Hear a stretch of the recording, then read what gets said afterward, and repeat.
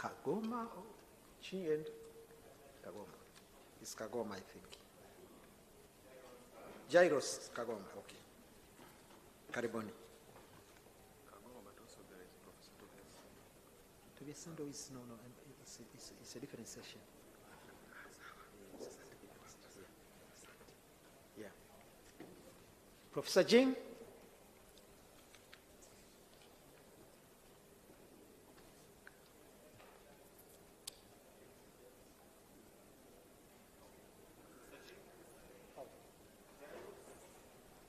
Speakers, you had 30 minutes.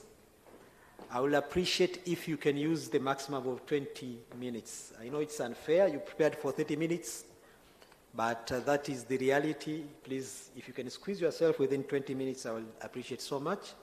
And the paper presenters, you had 15 minutes. If you could keep within 10 minutes, that will be very good. So our first keynote speaker is Engineer Efata Mlavi. He's the Director of Infrastructure Planning at TANROADS, who will speak on development of core road transport network in Tanzania. Engineer Mlavi is a registered professional engineer. Over his career, he has held key technical and managerial positions contributing to national infrastructure modernization and regional connectivity. Without much ado, I now invite Engineer Efata Mlavi to take the floor and deliver the first keynote speech. Karibu.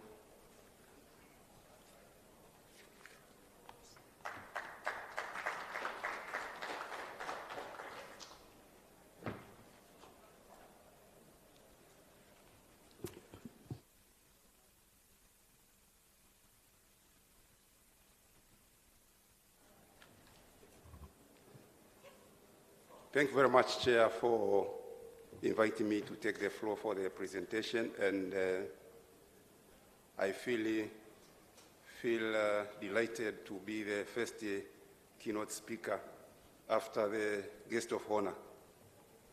And also I feel delighted to get an opportunity to talk to this as the first speaker also, to talk before the gurus of the academia and the research. I think I'm only one who's not coming from the research and academia, but I'm here also as a practitioner to throw tons of stones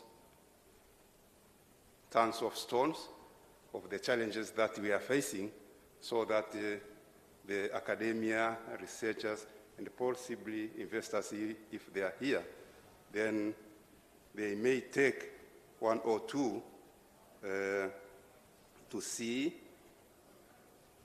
what can they do for us. I am from the road background, so whenever I'm talking, I will be inclined to roads, although impliedly also means the transportation in general.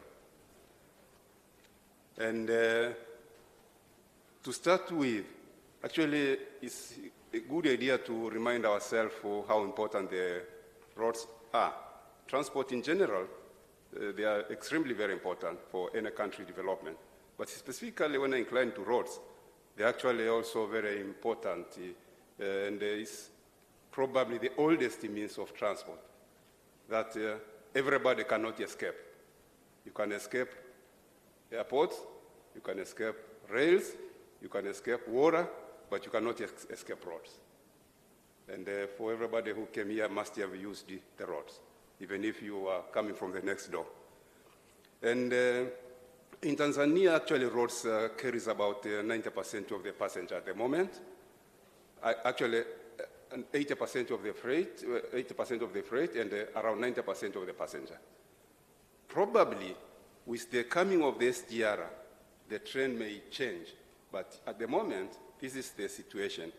And we appreciate so much the coming of the rail transport, which is coming very fast to relieve the roads, actually, because before coming of the rails, actually the roads were under extremely high pressure that is even failing to catch up with what we can afford to offer. And They contribute significantly to GDP, and in Tanzania is estimated at around 5%. And it's actually one of the strategies of the government to accelerate the socio-economic development and to make the country more competitive. As I said, I'm here to throw the challenges, and I started with the challenges, that roads actually, besides being important, they are actually normally sometimes mismanaged and also underfinanced compared to it is important. And in our case, we are facing the issues of congestion. These are the issues that are facing our transport network, especially the roads.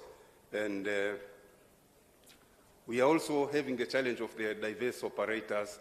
We have the rails, roads, airport, ports, everything, that we have the challenges to make sure that we supplement each other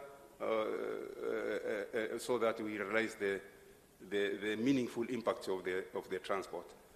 And it's also there's also a challenge of putting the priorities on the strategic development and maintenance and management of the roads. Actually, I don't know about the other. I will say also with other transport modes, but particularly when I talk to roads, we have these challenges. And let's start by also understanding the administration of the roads in Tanzania. In Tanzania, all the roads, according to the Road Act 2007, are under the Ministry of Works. And by then, it was the Ministry of Works and Transport and Communication, but then currently it's the Ministry of Works. And we have the two implementing agencies delivering the day-to-day administration of the road network. TANROADS in the one side, responsible for the national roads, and it uses about 26 regional offices located in almost all the regional headquarters. And on the other classes of the roads, the district roads, there is another parallel agency that is responsible for the district roads.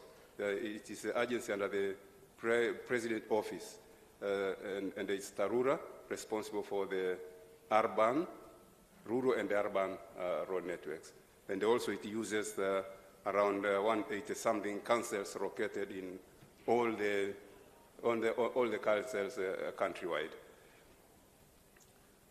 TANROADS, when I focus, is as I said, is a road agency established to take care of the national roads, and is responsible for the national roads. But since 2017, it was also added with a mandate of developing the airports, while the operations and maintenance of the airport remaining with the Airports Authority and the other related institution under the airports, under the Ministry of Communication and Transport, but the role of development was transferred to TANROADS since then.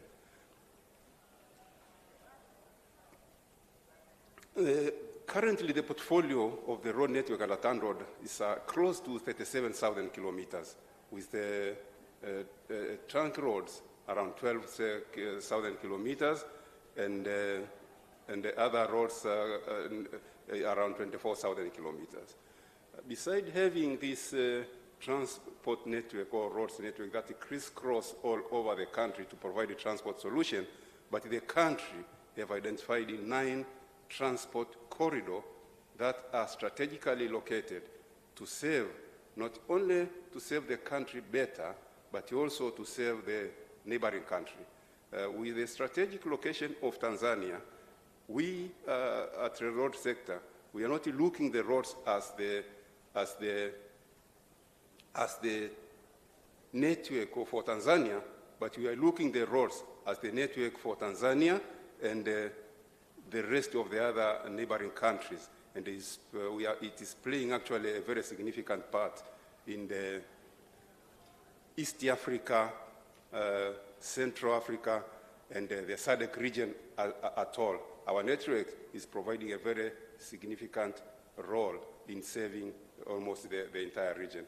And our 9 transport corridors form a very important part of the East Africa corridor, with about 50% of the East Africa Transport Corridor located in Tanzania.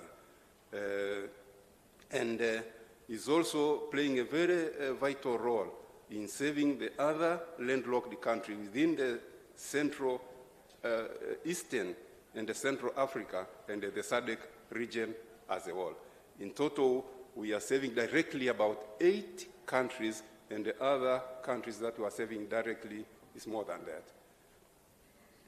The condition of this key transport network, although we have around 12,000 kilometers of the paved, more than that, but the condition of this key transport network at the moment is that almost 80% of this core transport network, or I will say the 9 transport corridor, they are almost bituminized at the moment. And although about 80% of it is bituminized, but the government is also looking at how strategically it can continue to develop the road network of the country to serve the country. And the strategy of the government at the moment is to make sure that all the key transport networks are upgraded to paved standard. And the roads connecting the regional headquarters are in paved standard, and those roads that connect us with the neighboring countries are also in paved standards. And to make sure that all the hurdles that hampered efficient transportation in the road are removed, including trying to address the congestion problem, localize the challenges within the network, and the rehabilitation of part of the key transport corridors that are not providing efficient transportation. This is really the focus of the government. And it is also have the role to make sure that while, as I said, these models are not there to compete, but they are there to complement each other, to make sure also there is efficient intermodal linkages between all other means of the transport. With this strategic approach that the government is putting, there are some activities that are identified at the moment that are planned, and some of them are ongoing. One of the activities planned is to make sure that within a short time, next 4 or 5 years, we pave about 4,000 kilometers of the remaining strategic network that is not paved, and the other important links. And to make sure that the traffic congestion at Dar es Salaam and the other major cities of the country, Mwanza, Arusha, Mbeya, and Dar es Salaam itself and Dodoma, are addressed efficiently, and also to complete the upgrading of the strategic airport networks. Actually, it's worth also understanding that while we are at the moment continuing to upgrade the airports, but this responsibility is on a way to be transferred back to the Airports Authority or the Ministry of Communication and Transport. But all the projects that started with that are ongoing at TANROADS, and those that are already committed at TANROADS will be continued to make sure that they are finalized. We also have the strategy to make sure that we invite the private sector to participate in the provision of the road transport. Some of the measures that are being taken, for instance, in Dar es Salaam, we understand, and we are proactive on that Dar es Salaam is expected to become a mega city by 2030, and where the population of Dar es Salaam will be more than 10 million, raising from around 8 million at the moment. And we also understand that is the second largest growing city actually in the world. You correct me whether in Africa or in the world, but it's one of the very fast growing cities. That's something important. And we, at the moment in the world, have a very few megacities. Actually, in the world, it's less than, I would say, less than 10 megacities in the world. So Dar es Salaam is going to join a pool of the megacities in the world.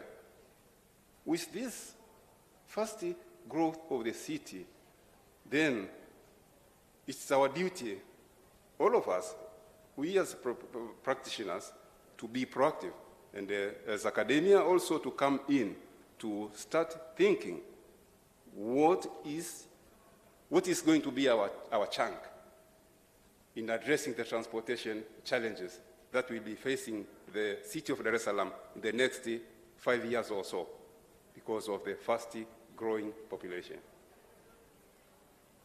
As practitioners, we have started somewhere.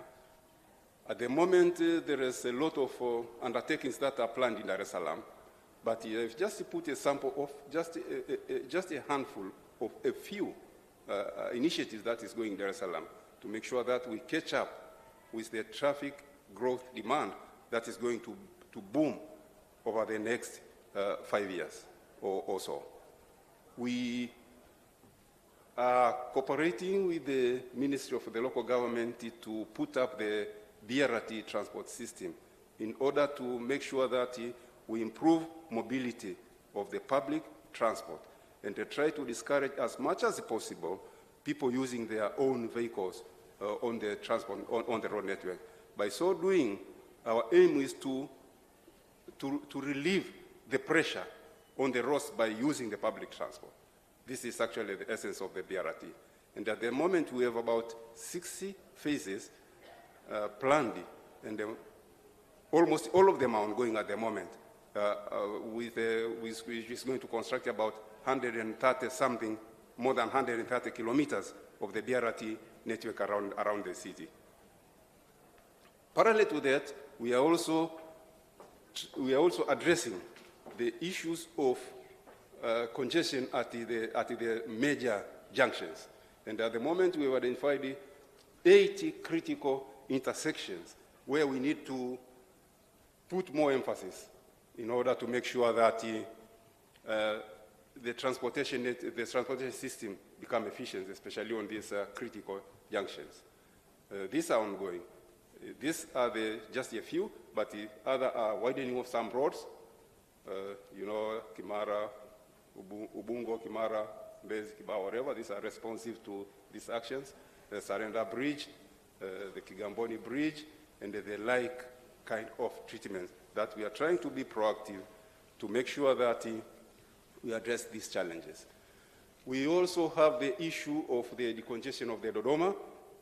Following the effective moving of the capital to Dodoma, then Dodoma is also becoming a bottleneck in terms of the transportation.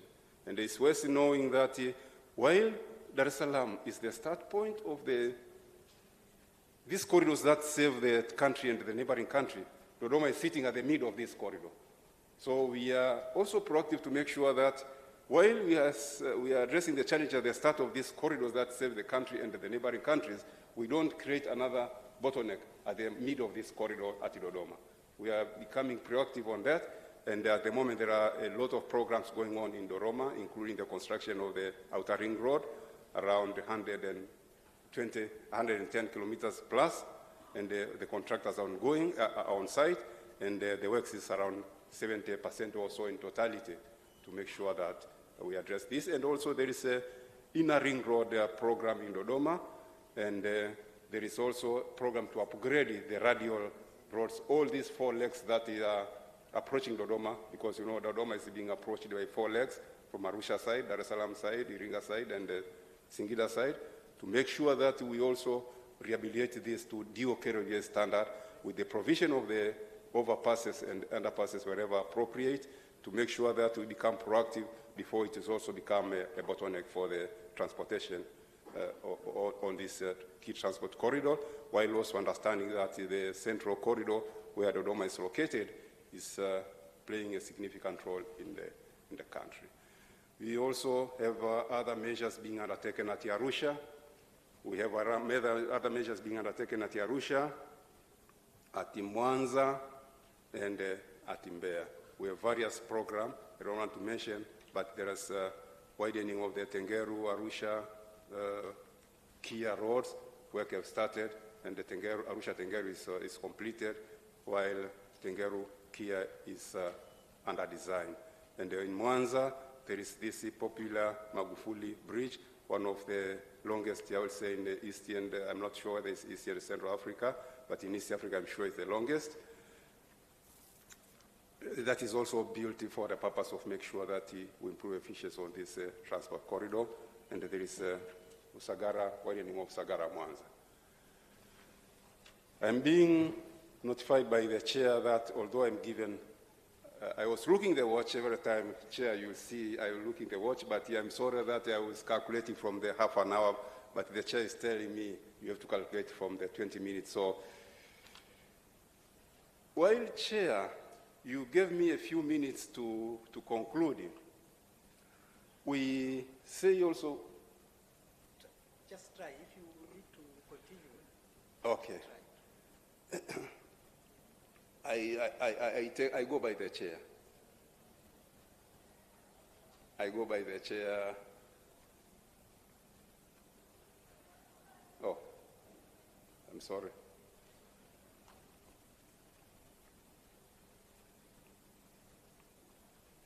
Kimbia ndo madhara yake. Maybe if I can be.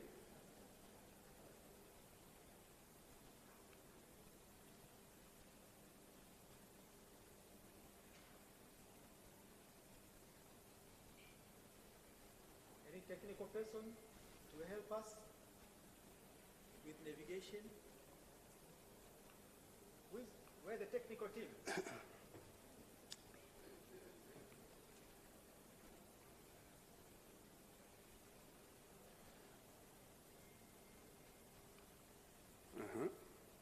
It's coming.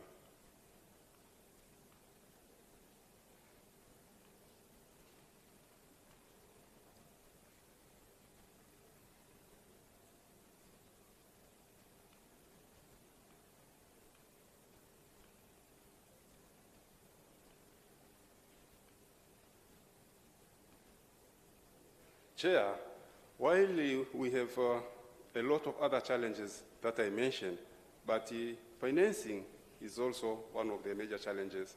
It is estimated that we need about 2.6 billion to rehabilitate, to upgrade the roads that we need to upgrade to meet the targets of 4,000, but 1.21 billion USD to rehabilitate the existing road. This is actually a very big challenge to finance all this. But what we are doing at the moment,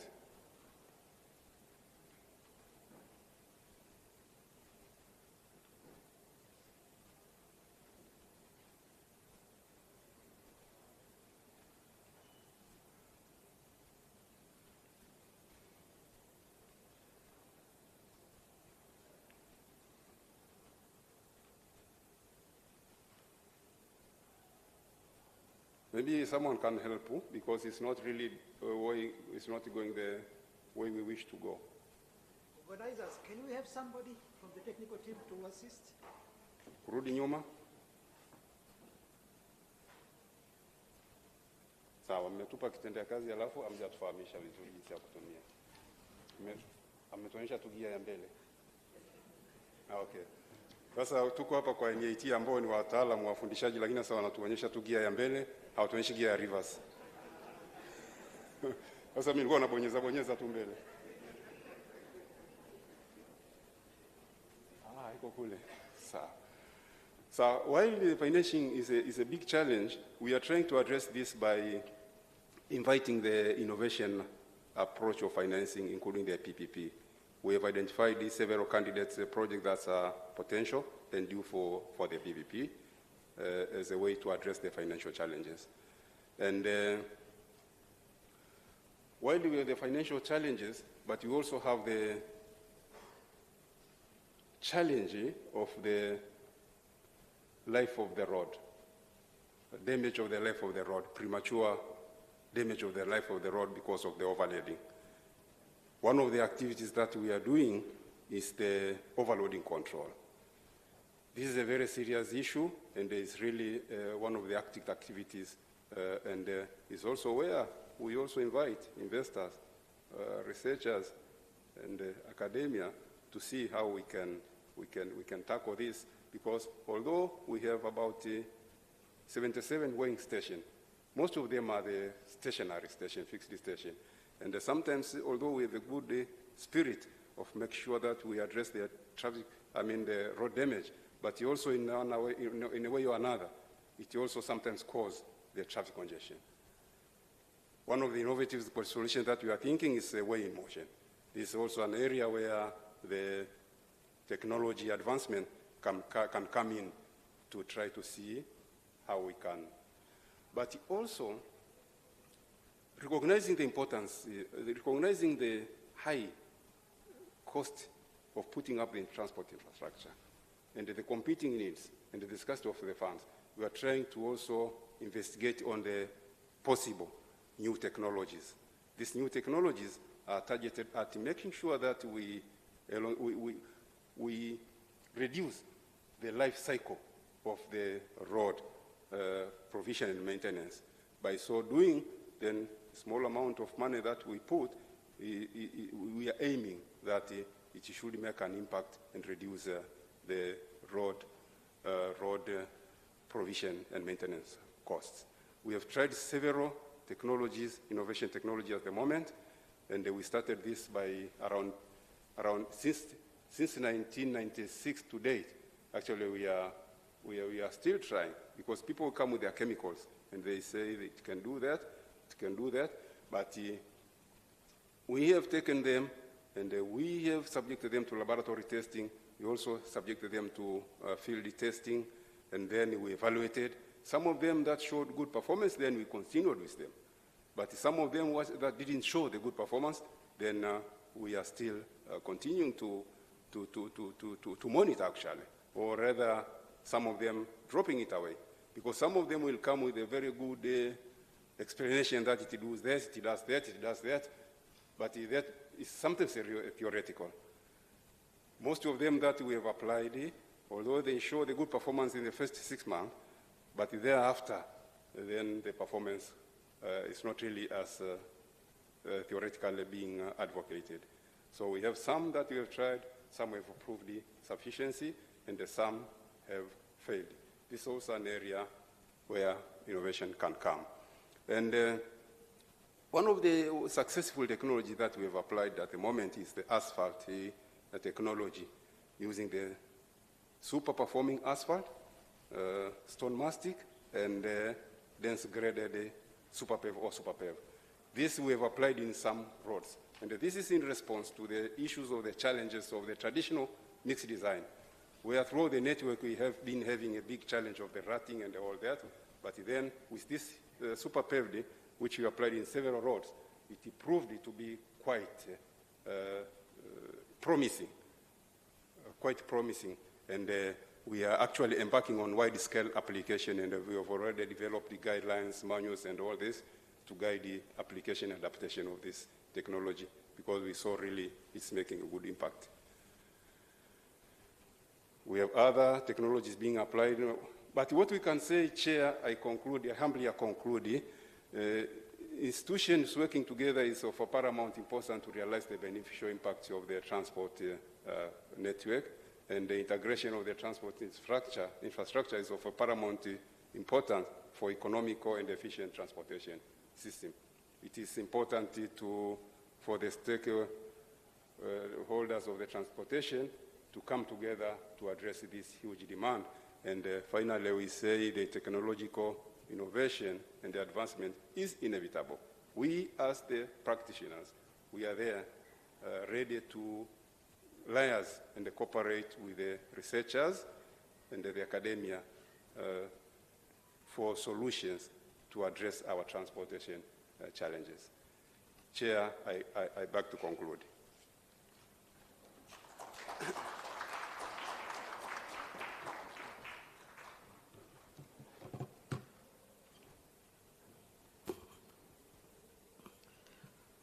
Ladies and gentlemen, please join me in appreciating our first keynote speaker.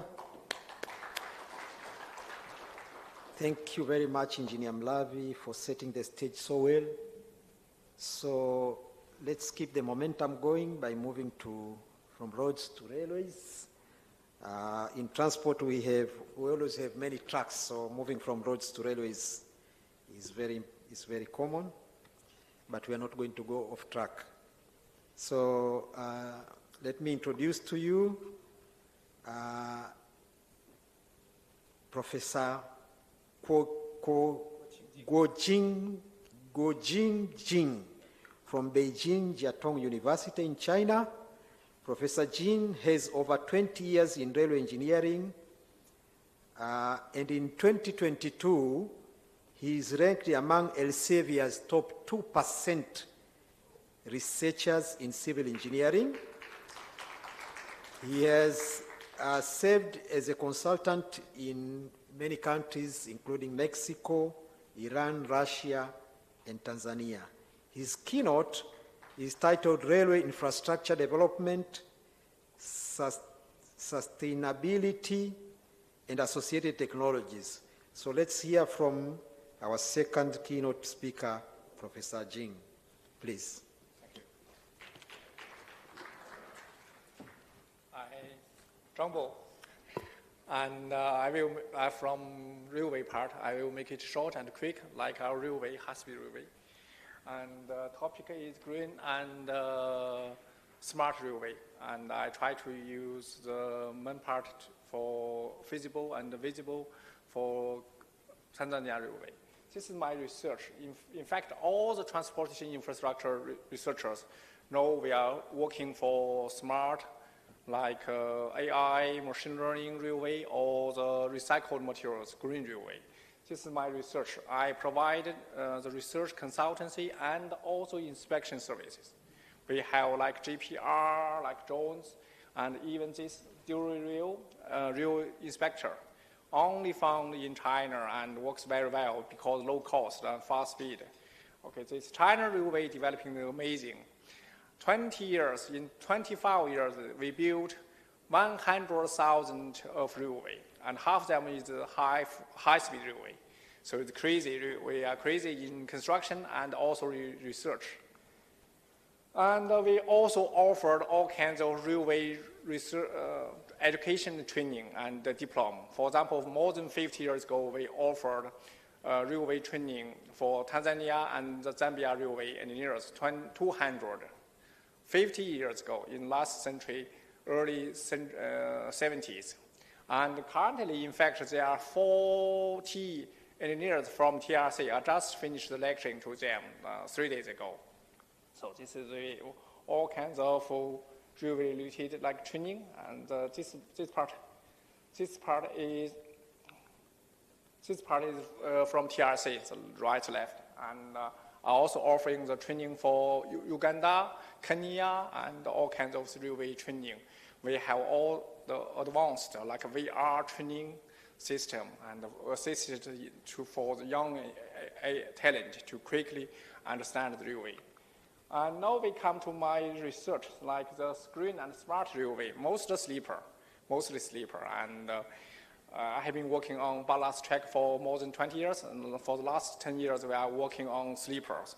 From material, structure, mechanics, then we shift to like smart, like piezoelectric sensors, like CNT materials, and furthermore for the green materials, like bamboo.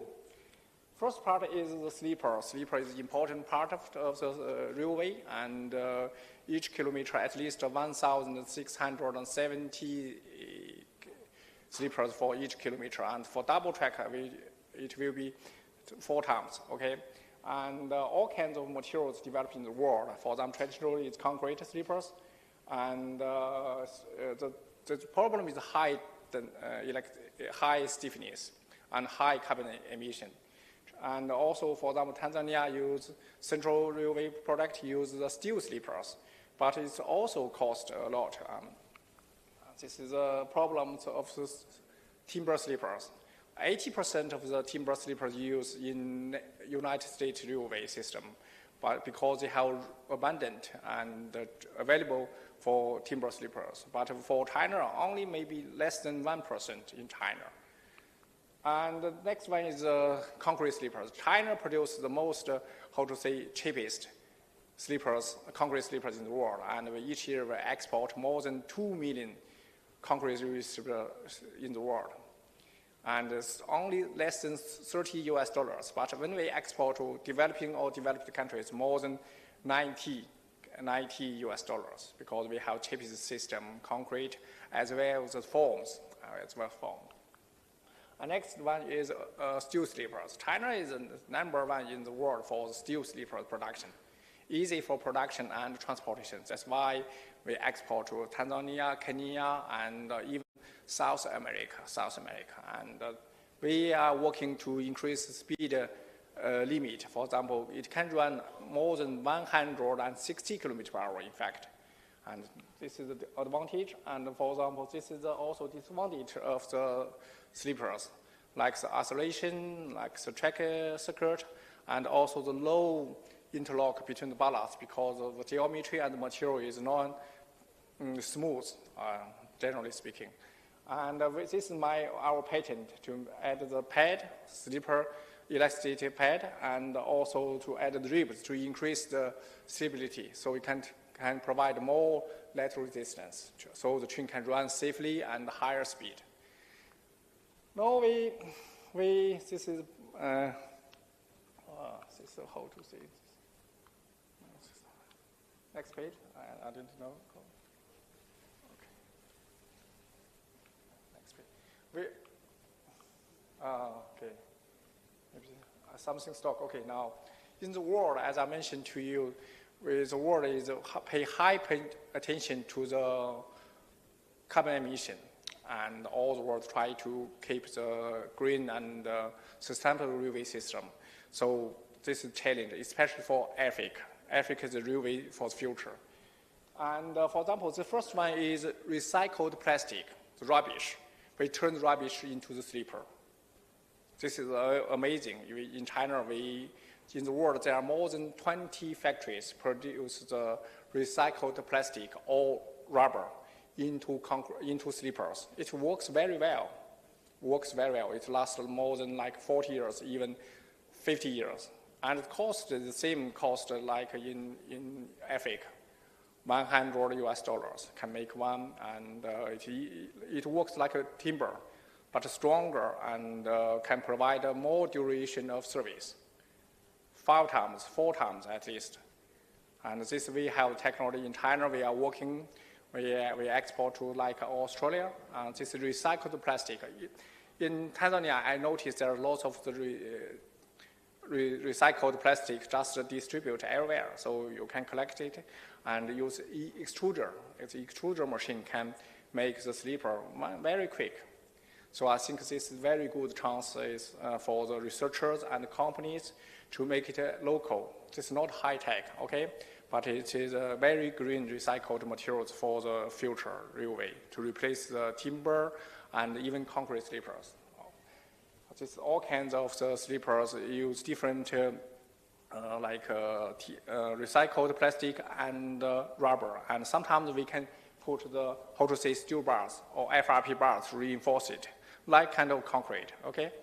Next, this is all the process of the fabrication.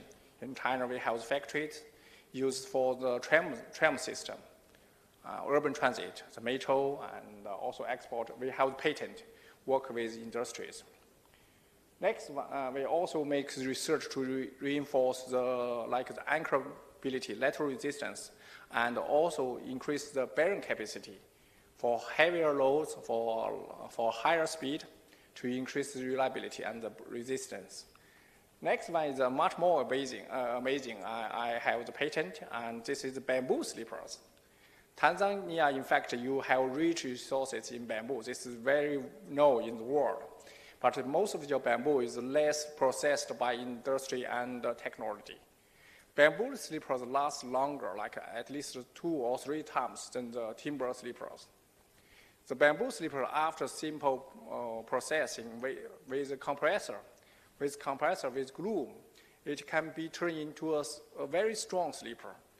It's much more strong, the bearing capacity, than the concrete sleepers. And China will export to like Netherlands, use the test in the Germany railway systems. I think this is very promising product, feasible and productive for Tanzania railway system. You have the nature resources, and this is not only zero carbon emission. This is a negative in carbon emission. We tested, and this technology and equipment is very easy for you to perform in the future. In fact, I'm working with CCECC to discuss the possibility to use it in Tanzania railway system. I hope it can be produced in Tanzania. Okay, and this can be very good for the local farmers. Local farmers, they can become rich by planting or collecting the bamboos. Okay, this is what I produced. Okay. Okay, this is how it produced. We did the test, we make publications. I can share the patent, and just simple use a compressor. I'm the member of the China Academy of the Bamboo Forest. So it could be used, and you can visit China companies, work with them, make these things happen in Tanzania. And next one, this is the smart sleepers. I'm working for smart sleepers, like use sensors or smart materials into the concrete sleepers. So the concrete sleepers not only a sleeper for the structural component of structure, but it become like a structural health monitor for the railway, like hanging sleepers, like defects of the track geometry, and connected with the internet, like IoT of things. So the railway becomes smart. We have published the papers with, I have 2 PhD working on this topic. So this is, I call it smart railway system. It is most economical, low cost, affordable, and reliable system for monitoring the track geometry. And another part of it, talk about smart railway. So this is the China railway development. You can see that from 2000 to 2025, in 25 years, we produced almost 100,000 kilometer railway. More than half is a high-speed railway. This is amazing, crazy. Another thing you can see that our speed is speed.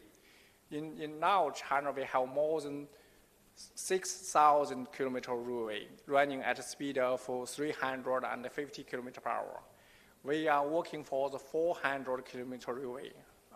400 kilometer per hour high-speed railway. Amazing high. But another thing you should notice that our employee for the railway companies, the number of the employees is constant. No increase at all. Amazing, this is amazing. And in China, our big issue for our society and economy is that we are lack of young people. In China, our railway companies, average age is more than 45 years old. This is a routine work of the railway engineers or technicians. So we call it 4Ds, dangerous, dull, and also difficult, dirty. So nobody, young people, even the salary is very high, $1,500 per month. Very high, but nobody wants to do this job because work at night, it's like tension-oriented. So in China, we use smart solutions, drones. We use drones for everything, for detection of the railway track, and also for the geometry of the bridges and the tunnels. In each railway companies, each workshop, they have the drones, especially for the flight. And we also have, for example, what is very good, why is it very good for Africa? For example, we use it for the ERC, even TRC. They can remote control, and for the even anti-attack from terrorists. For example, when ERC, the Egypt, the SABR railway, local farmers push the cattle or sheep onto the track and damaged by the train. The local farmers will villagers will claim for damage reimbursement. But with this system, we can detect it, and it can also have like the loud for speaker, and also for the like Pakistan railway, because terrorist attack. And the traditional way of protecting the construction companies with army very expensive. But use drones, we can like several drones, we can cover more than 100 square meters. So this is very efficient, not only for the construction, quality control, as well as future operation. This is feasible in use in China for the heavy haul system. And also I'm working for desert railway. In China, we have more than 10,000 kilometer railway in desert. It is very expensive to use traditional railway system for the monitoring. We use drones and use satellite data for especially in desert and snow and ice issues. So we can allocate people to make the repair on time. So it's very useful, and I think it's very good for Africa, because you're remote, you're easily to control. In China, we have lots of limitations for the space control, okay? Okay, next one. We have system. There are lots of companies provide this robot. In China, we use robot for the track monitoring. And one of my product working with robot companies, we're working together for the data, AI machine, for the algorithm software. This is my student work at night. We put it could be assembled on site, and it will ultimately detect, collect data, and send it back, and also can remotely control. So why we use robot? Because the labor cost is high, really high. And okay, thank you. Okay, we'll make it quick. We also robot for the car body inspection, and the real fastener robot for installation and the de-installation, and the real grand robot. And we're working for the bigger machine learning, collect data. In the past, we use manual work to detect the problem. Now we use machine learning to detect the faults very quickly. This is, I'm working with GPR. GPR is like a ground penetrator to find the problem under the track, under the highway, even the airport. So this is my system. We have a team for all kinds of testing with South Asia, Malaysia Railway, Thailand Railway. We're working with them. Okay, that's all for my presentations. I would like to have communications with you, and for research, for industry, and also for even joint venture for training with VR. Okay, that's all of my presentation. I'm from Beijing. Welcome to Beijing in future. Okay, thank you.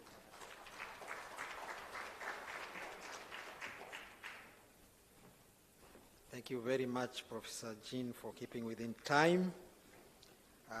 Ladies and gentlemen, please join me once again in appreciating the second keynote speech.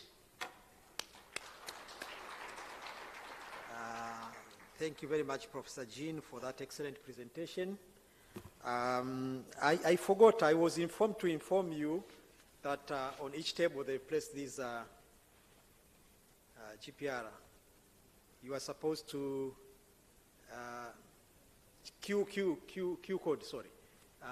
You are supposed to scan if you have a question, because they will not be passing around tables to give you a mic to ask a question. So you will just scan and write your question, and then it will reach us here. Let's see how we are faring with this technology. So you have to catch up with the time, and I hope most of you have smartphones. Now, let's proceed. So we now move to paper presentations, and we'll slightly depart from the timetable that you have. We want to finish with all the physical presentations before we move to presentations online. So we now head to China for the first paper presentation, which dives into trolley bus technology. And that paper will be presented by Mr. Jairos Kagoma, who is an assistant lecturer at NIT and is currently pursuing a PhD degree at the Central South University in China, specializing in stability of power system. His presentation title is DC mu G stable region estimation for IMC trolley bus transport. Now, if you didn't understand that title, don't worry. That's why you are here. We are here to learn. Before I invite him, the technical team, can you make sure that that toolbar does not appear during the presentation, because it blocks the title of the slide, which is sometimes very important. I don't know what is happening. Each time they start presenting, the toolbar blocks the title of the slide. So without much ado, let me invite Mr. Kagoma to deliver his presentation. 10 minutes.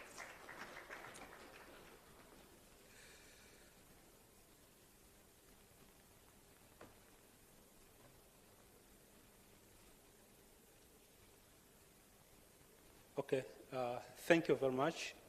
First of all, I would like to thank the government of Tanzania, the Minister for Transport, and the National Institute for Transport for providing this conference. It's a very useful platform for the academic.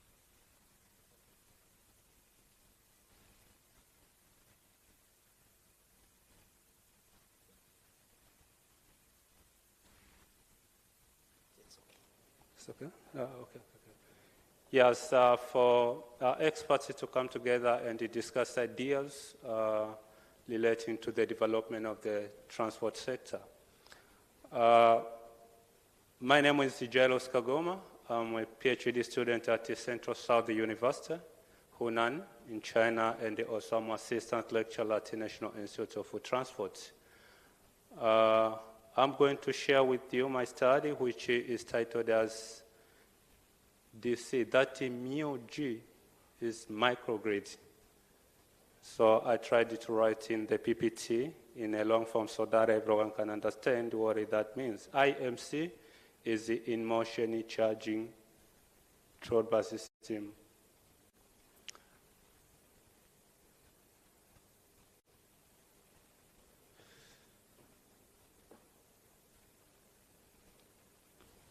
Okay, my presentation is going to cover the introduction, methodology, results, conclusion, and suggestion, and I also have included the references which I used when I was preparing my study.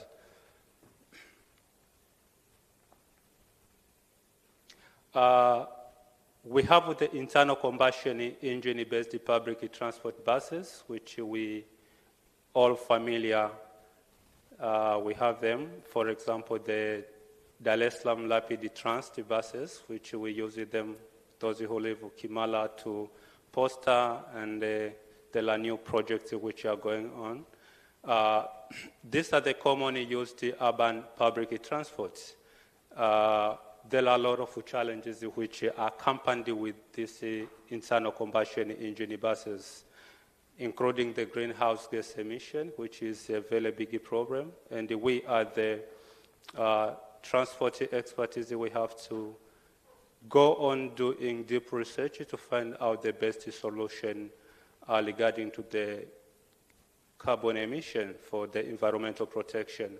Another challenge with the internal combustion buses is high fuel expenses as well as high maintenance costs. There are some achievements which have been already established, which included the electrical buses as well as the electric bikes. As shown in the pictures, I have included the electric bikes in Changsha. Changsha is the city where my university is located. The electric bike are very common in Changsha and China as well. For those who have been in China, we are familiar with that. The electric bike, electric buses as well, they are very friendly to environment. So when we are talking about green transport, This is the approach which can help us to protect the environment and fight any types of pollution relating to internal combustion engine, including benefits is the sustainable transport creation, the public health, as well as the energy security. So my study is based in motion charging trolley bus system. This is the type of urban transport which integrates the electrical system and the bus, in which the bus inside is accompanied with or is integrated with the on-body energy storage system. Commonly, they are batteries. Those are the buses which have the battery inside. So the system is comprising the three parts. The first part is the electrical system. For my study here, I proposed the DC microgrid and the catenary system and the bus which has the battery inside. The microgrid is an Ireland DC microgrid where the solar is the main source of energy. And there are batteries which are used as a backup for the stabilization of the power system. So the trolley bus is connected to the electrical system through the catenary overhead lines. All the time, the bus receives the electrical power from the electrical system through the catenary to energize the batteries which are equipped within the bus.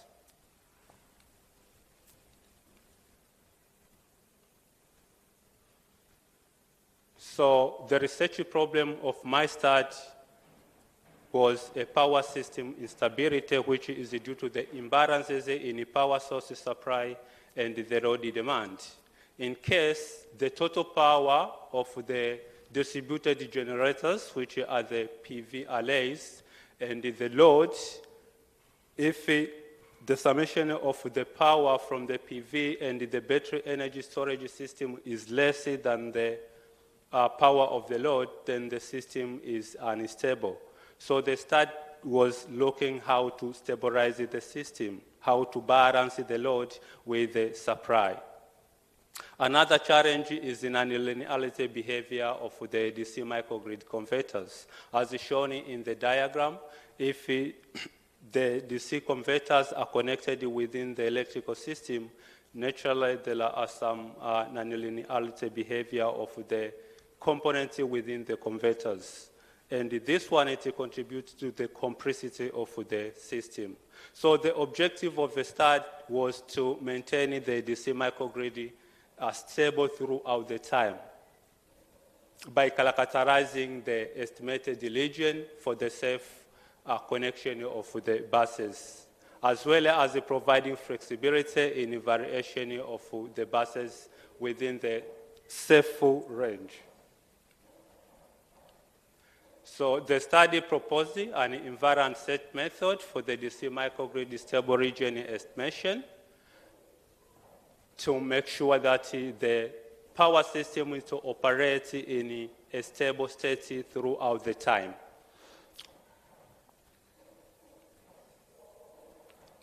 So my study is the best match in mathematical modeling, which to some extent is very difficult for some people to understand, especially those who are not familiar with, who are not in the engineering industry. So this is the mathematical model which I analyzed from the analysis, and by using this mathematical model, then I came to simulate and try to study the stability or the stable region of the system. So from the diagram which I have indicated here, there are these red areas, the areas with the red color. This region is the safe region, is the stable region, which determines that whatever number of the buses which are connected within the electrical system, still the electrical system will be stable and will operate accordingly. So the aim of the study was to determine the stable region. Okay, thank you. To determine the stable region and to help the operator of the power system to know like how many number of buses, how many number of troll buses can be connected within the system, ensuring that the system is stable or without destabilizing the microgrid system. And from the simulation results, it indicated that the system is stable, and if the system is stable, the DC base voltage of the DC microgrid to look like that in the simulation result. To conclude, the DC microgrid is a best option compared to the AC microgrid because the DC microgrid, it allows the direct connection between the load and the source. There is no any conversion loss because we don't need to convert the AC into DC. And the study implemented the DC microgrid buses, and the MATLAB simulation demonstrated the estimated region for stable operation. Just a suggestion to the government and the transport sector stakeholders to see how we can innovate or the optimization of the Dar es Salaam Rapid Transit by integrating the catenary system and the onboard energy storage system. We have already the friendly environment for the implementation of this system because the data system which we have, the infrastructure is already suitable for the installation of the solar farm as well as the installation of the battery energy storage system.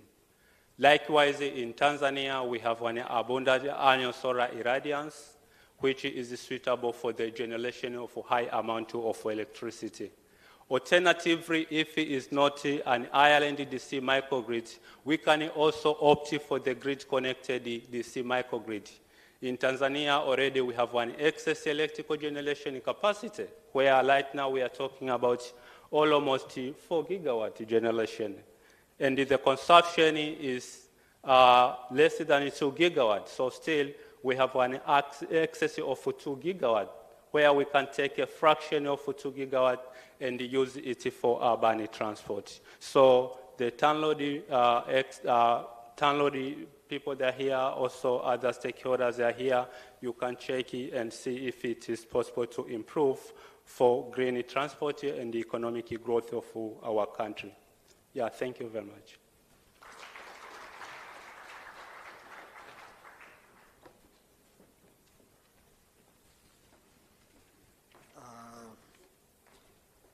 Please, let's show our appreciation to Mr. Kagoma. Now we are moving online.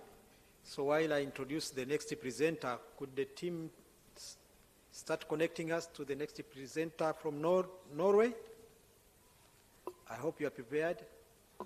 So our next presenter, the paper is of several authors, Mr. Patrick Urasa and colleagues from the Norwegian University of Science and Technology, and they will share their research on challenges and opportunities of train automation in open networks, train drivers' insights. Patrick Urasa is a final year PhD candidate at the Norwegian University of Science and Technology and is temporarily employed there. He has a professional background as a mechanical and railway engineer and as an assistant lecturer in mechanical engineering. So can we have him connected? Who is doing the connection? Okay, we are ready. So can you connect him? He's connected. Hello? Hello, Mr. Urasa. Now? Can you hear us? Yeah, I can hear you well. Oh, okay, so I've already introduced you. I hope you heard me. You had 15 minutes, but if you could keep within 10 minutes, we are running short of time, we would appreciate very much. Can you start now?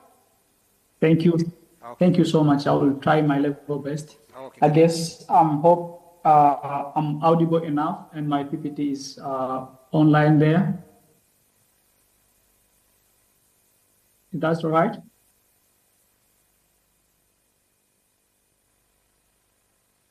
Hello, can you see my presentation? Yes, you may proceed. Yes, we can. Just so proceed. Without further ado, I'll just add something in my introduction. I'm also an IT graduate, so I'm glad to present in one of the conference that is prepared by my former university.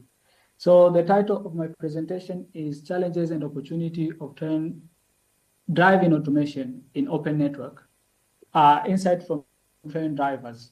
This work has received a funding from European Rail and also Norwegian Railway Directorate. And in this, please take a note of the background picture because they have the meaning, and I will tell you in the coming slides. In this presentation, I'll walk you through introduction, methodology, result and discussion, as well as conclusion and recommendation.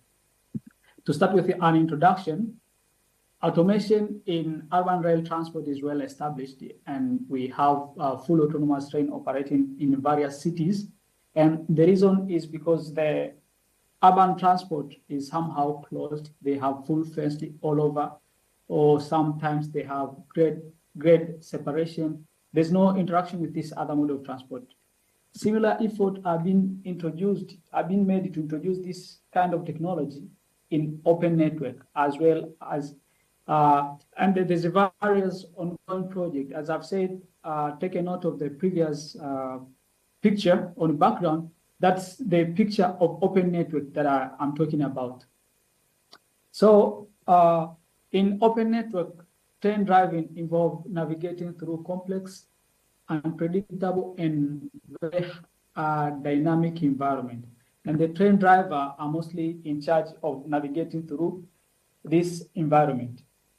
As the effort to implement this automation in open network progress, it's expected that some tasks that were initially done by the driver will be now done by automatic system.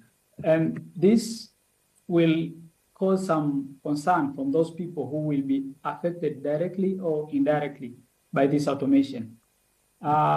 Train driver instructors and automation specialists, such as researchers and software developer of the technologies, are the key stakeholder of these studies. And we believe that those are the people who are directly or indirectly affected by these technologies.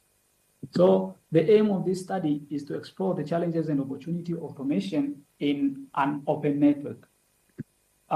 In this study, we did have two research questions, and research question number one was, what is the state of practice in train driving and associated challenges in Scandinavian Peninsula? And research question number two was, what is the state of the art in train driving and the associated challenges in Scandinavian Peninsula? When we're talking about those technologies, this is one of the examples, automatic train operation. We call it ATO. This is a technology which replaces the driver, or it's at lower level, it's assisted driving activities. But like this GoAFO, you can see it's fully replaced the driver. Train run or operate itself autonomously. And another technology is driver advisory system. And this technology, we simply call it DAS. It kind of gives you an advice of how to drive the train in an efficient manner. It's advise you like in 3 kilometers, you have to slow down, you have to brake, you have to, those kind of operation. Another technology is remote driving, where you have a train equipped with a necessary component that it can be driven from afar. Coming to research gap, most of the research in train driving automation is based on technical or optimization aspect, where you kind of finding optimization in algorithm for traction, braking, and related system. And very little attention is paid to social aspect. And if when they are looking for the their implication, very little attention to implication. So we thought it's necessary. It's necessary to into mission of automation to understand how those technology, what they think about it. The motivation of this study came from some of the literatures, and this one examined the public opinion on driverless. This one explored the hidden task of the metro driver in era of automation. Now we interviewed train driver about advanced automation system, but main focus was on signaling system. And Jason explored the role of train driver, but they are on this dispatcher delay log description. Building on this work now, our study aimed to explore the challenges and opportunity of automation in open network from driver inside, from train driver inside.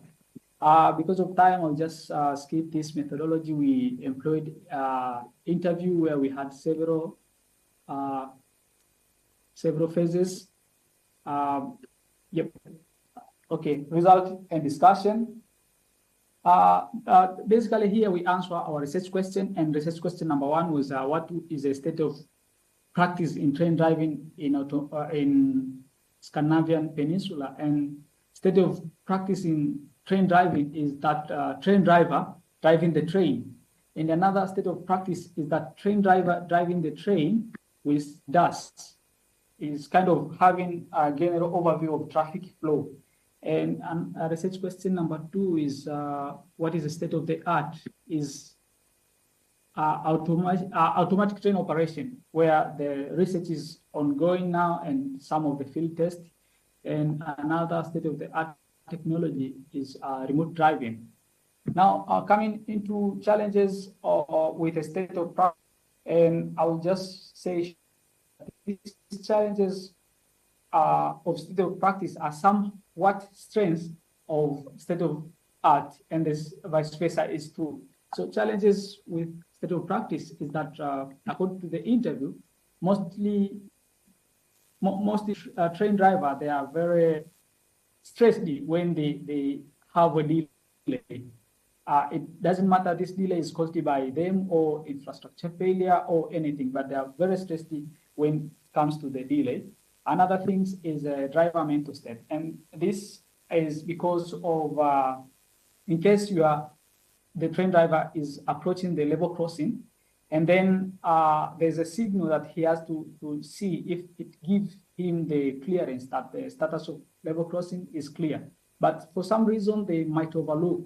So once you overlook this, you kind of having this feeling that I don't know if the status of level crossing is clear or not. So they say the mental state there is kind of a bit of confused.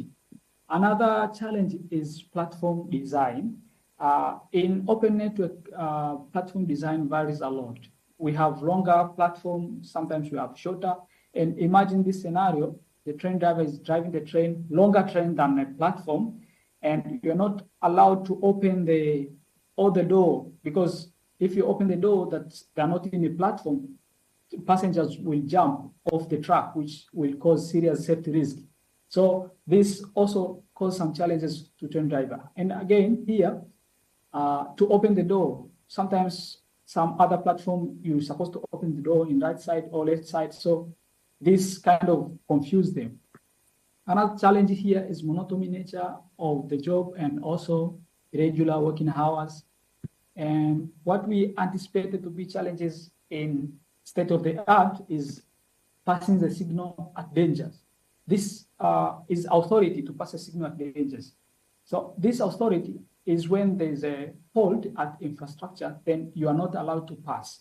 But for some reason, maybe you talk to signaler, they say, at this particular time, we cannot give you a green aspect. So you have to proceed with the red aspect, but you have to proceed in caution. So train driver has to fill a certain form and has to respond to train orders. Otherwise, the train will stop automatically. So this, we thought that will be the challenges in state of the art. Another challenge is minor adjustment. For example, if the train has hit an animal, and this animal disconnect the pressure pipe. If the pressure pipe is disconnected, emergency brake is applied. So you need someone to go and reconnect it back. So to to resume the journey. So otherwise, if you don't have anyone, then the state of the art will have a challenge here. Another challenge with the state of the art is evacuation, and we know the train driver is responsible for evacuation and crowd management in case of anything. For example, if there's a derailment, it's supposed to be someone there that can disconnect the catenaries. Otherwise, you are kind of causing a secondary hazard. Another challenge is that train drivers are basically medically trained to assist the passengers. So if you don't have anyone, then it will be a challenge. And again, train driver can communicate to the control centers in case the passengers need ambulance. So they can communicate to the control center to ask, upon the arrival, to ask the platform that is accessible with an ambulance. This will be challenged to state of the art. Another challenge is localization. If trains stop in the middle of nowhere for any reason, passengers are really frustrated. You need to know where you are and why you have stopped. So train drivers are responsible to tell the passengers that we are here at this particular point and we have stopped because of this. And lastly, is G-force sensation. This G-force sensation is experienced by the train driver when they are applying the brake or acceleration. So it helps the driver to gauge how much they apply the brake. So if the brake, if you have this state-of-the-art technology, then this sensory feedback is very challenging for them. And now jump into conclusion.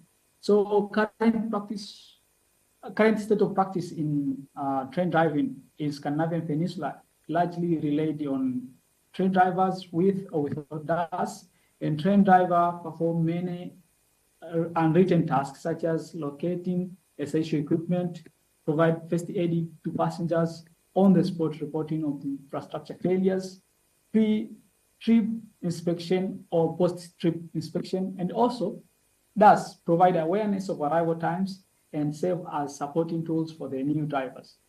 So challenges with state of practice are expected to be mitigated through implementation of this automatic system. But this automatic system also presents some new hurdles. So because of dynamic nature of the open network, what is our recommendation? We recommended a hybrid approach to train driving, that you retain train driver, but also you employ some automation, like what is seen in grade of automation 2 and grade of automation 3. Another recommendation is successful implementation of autonomous train in urban transport is because mostly is full fenced. So implementing full fenced in open network is very costful and time consuming. So we thought maybe if you have something like a digital fencing which is doable, it can also save the job here. And lastly, advice from the DAS should be accompanied by clear explanation to help the driver to understand the context. Okay, thank you for your attention. And if you have any question, I've shared here the QR code. You can reach me anytime. My university profile is here and LinkedIn profile is here. Thank you so much.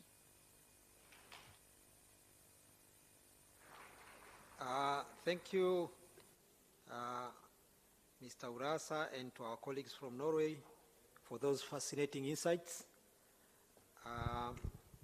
Audience, I've been sieving through the questions that you're asking. Most of you choose to be anonymous. Please indicate who you are. It's not a requirement, but it's better to know who is asking in case we need to refer to. Don't worry. If you are even critical, we are not going to address you for being critical. So feel free. And also indicate to whom the question is addressed. It will make life easier. For those who have not asked any question, please indicate to whom it is addressed. It will make our life much easier. So we now head to Russia. This is an additional paper. Organizers, we are squeezed with the time, but you choose to add a paper. I think you will like seeing my life miserable. So we are heading to Russia, And it seems we are traveling the world today without even moving from this conference hall. And this paper is from Sabuni Raymond, Analysis of State of Infrastructure in Africa for the purpose of developing a unified transport system. Mr. Raymond is a PhD candidate in Russian University of Transport, and his area of focus is integrated transport systems. Mr. Raymond, please. Is he already connected? Mr. Raymond, can you hear us? Yes, I can hear you. Can you hear me? Okay, are you ready to start? Yes, I'm ready. Yeah, please keep within 10 minutes. We know you are given 15 minutes, but we are running short of time, so if you could keep within 10 minutes, we'll appreciate it very much. I'll try my best, sir. Okay, thank you.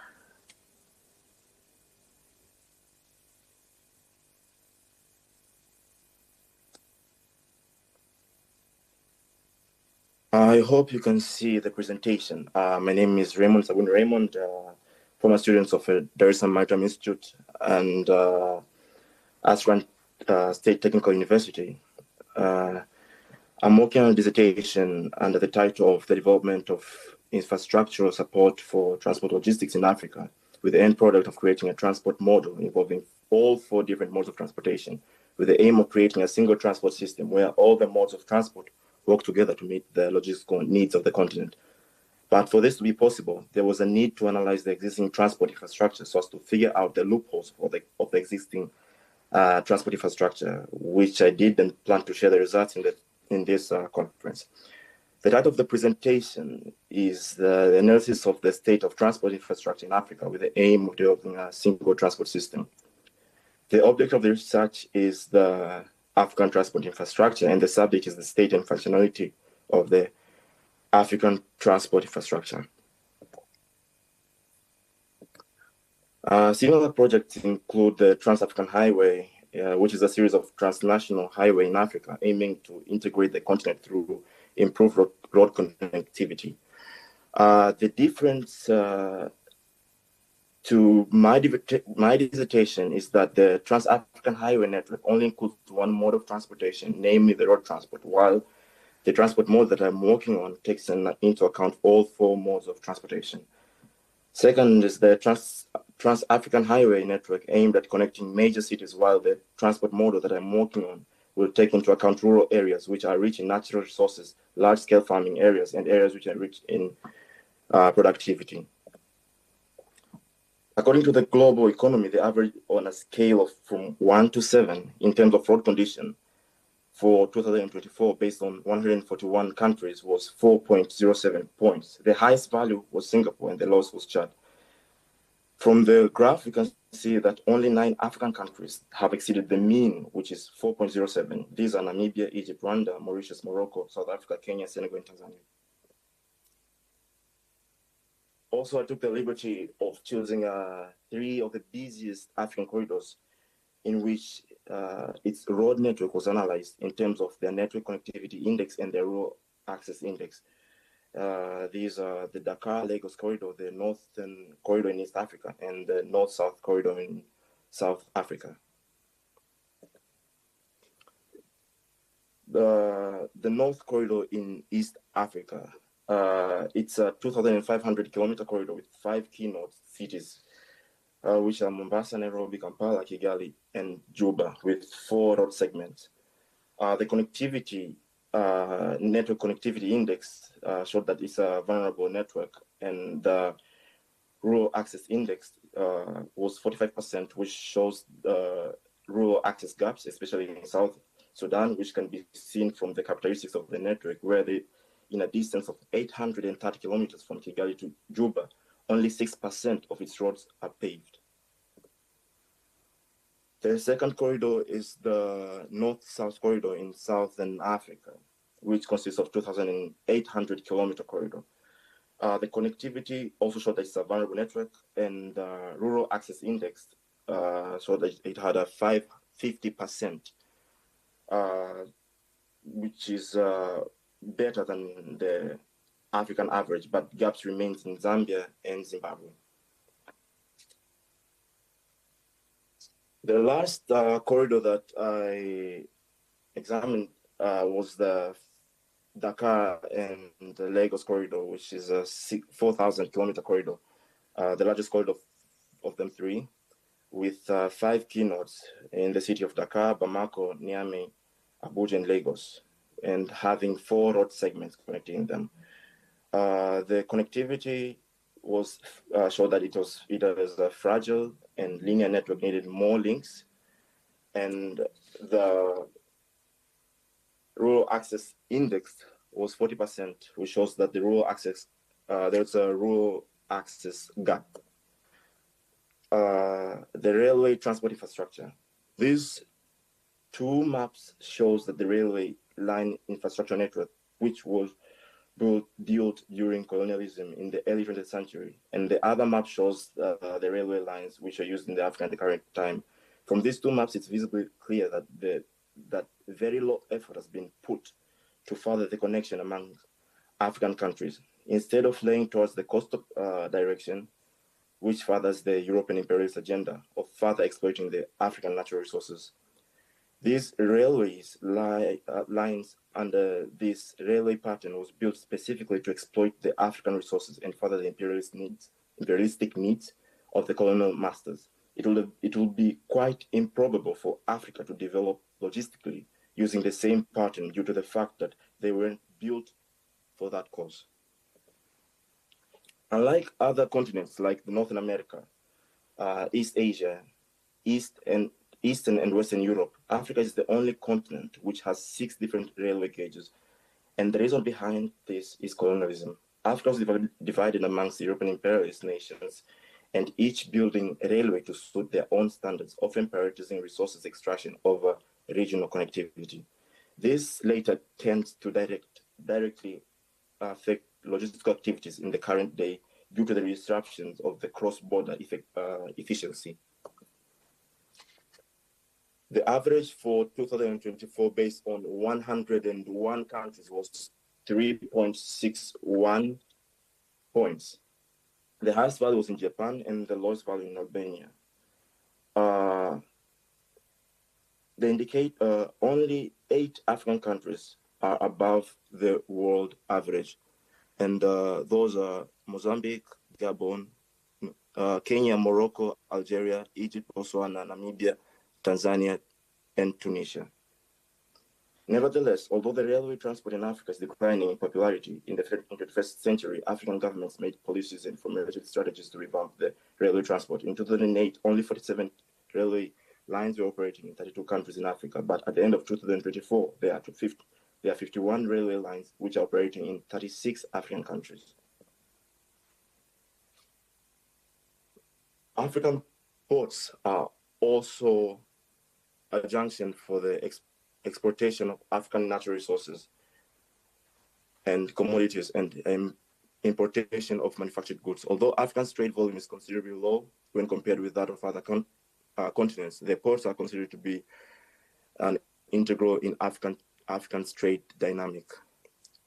Quality port infrastructure in Africa, the quality of port infrastructure, which was conducted in 2024, having 1 to 7 points, with Singapore being on top of the list with 6.5. Unfortunately, only 9 African countries had the rating above the world average. Although Africa is air transport infrastructure, although Africa is home to 17% of the world population, but it accounts for only 2% of global air traffic. Only 9 African countries are above the average score, which are South Africa, Morocco, Egypt, Guinea, Kenya, Mauritius, Rwanda, Namibia, and Cote d'Ivoire. Moreover, the establishment of air cargo hubs has been limited to specific regions where economies exhibit greater diversification, such as Egypt, South Africa, and Kenya, with only 3 countries among 54 African countries having major air cargo hubs, demonstrates the need for further investment in cargo handling and storage infrastructure to boost economic diversification efforts and the ongoing shift towards greater value addition to raw materials.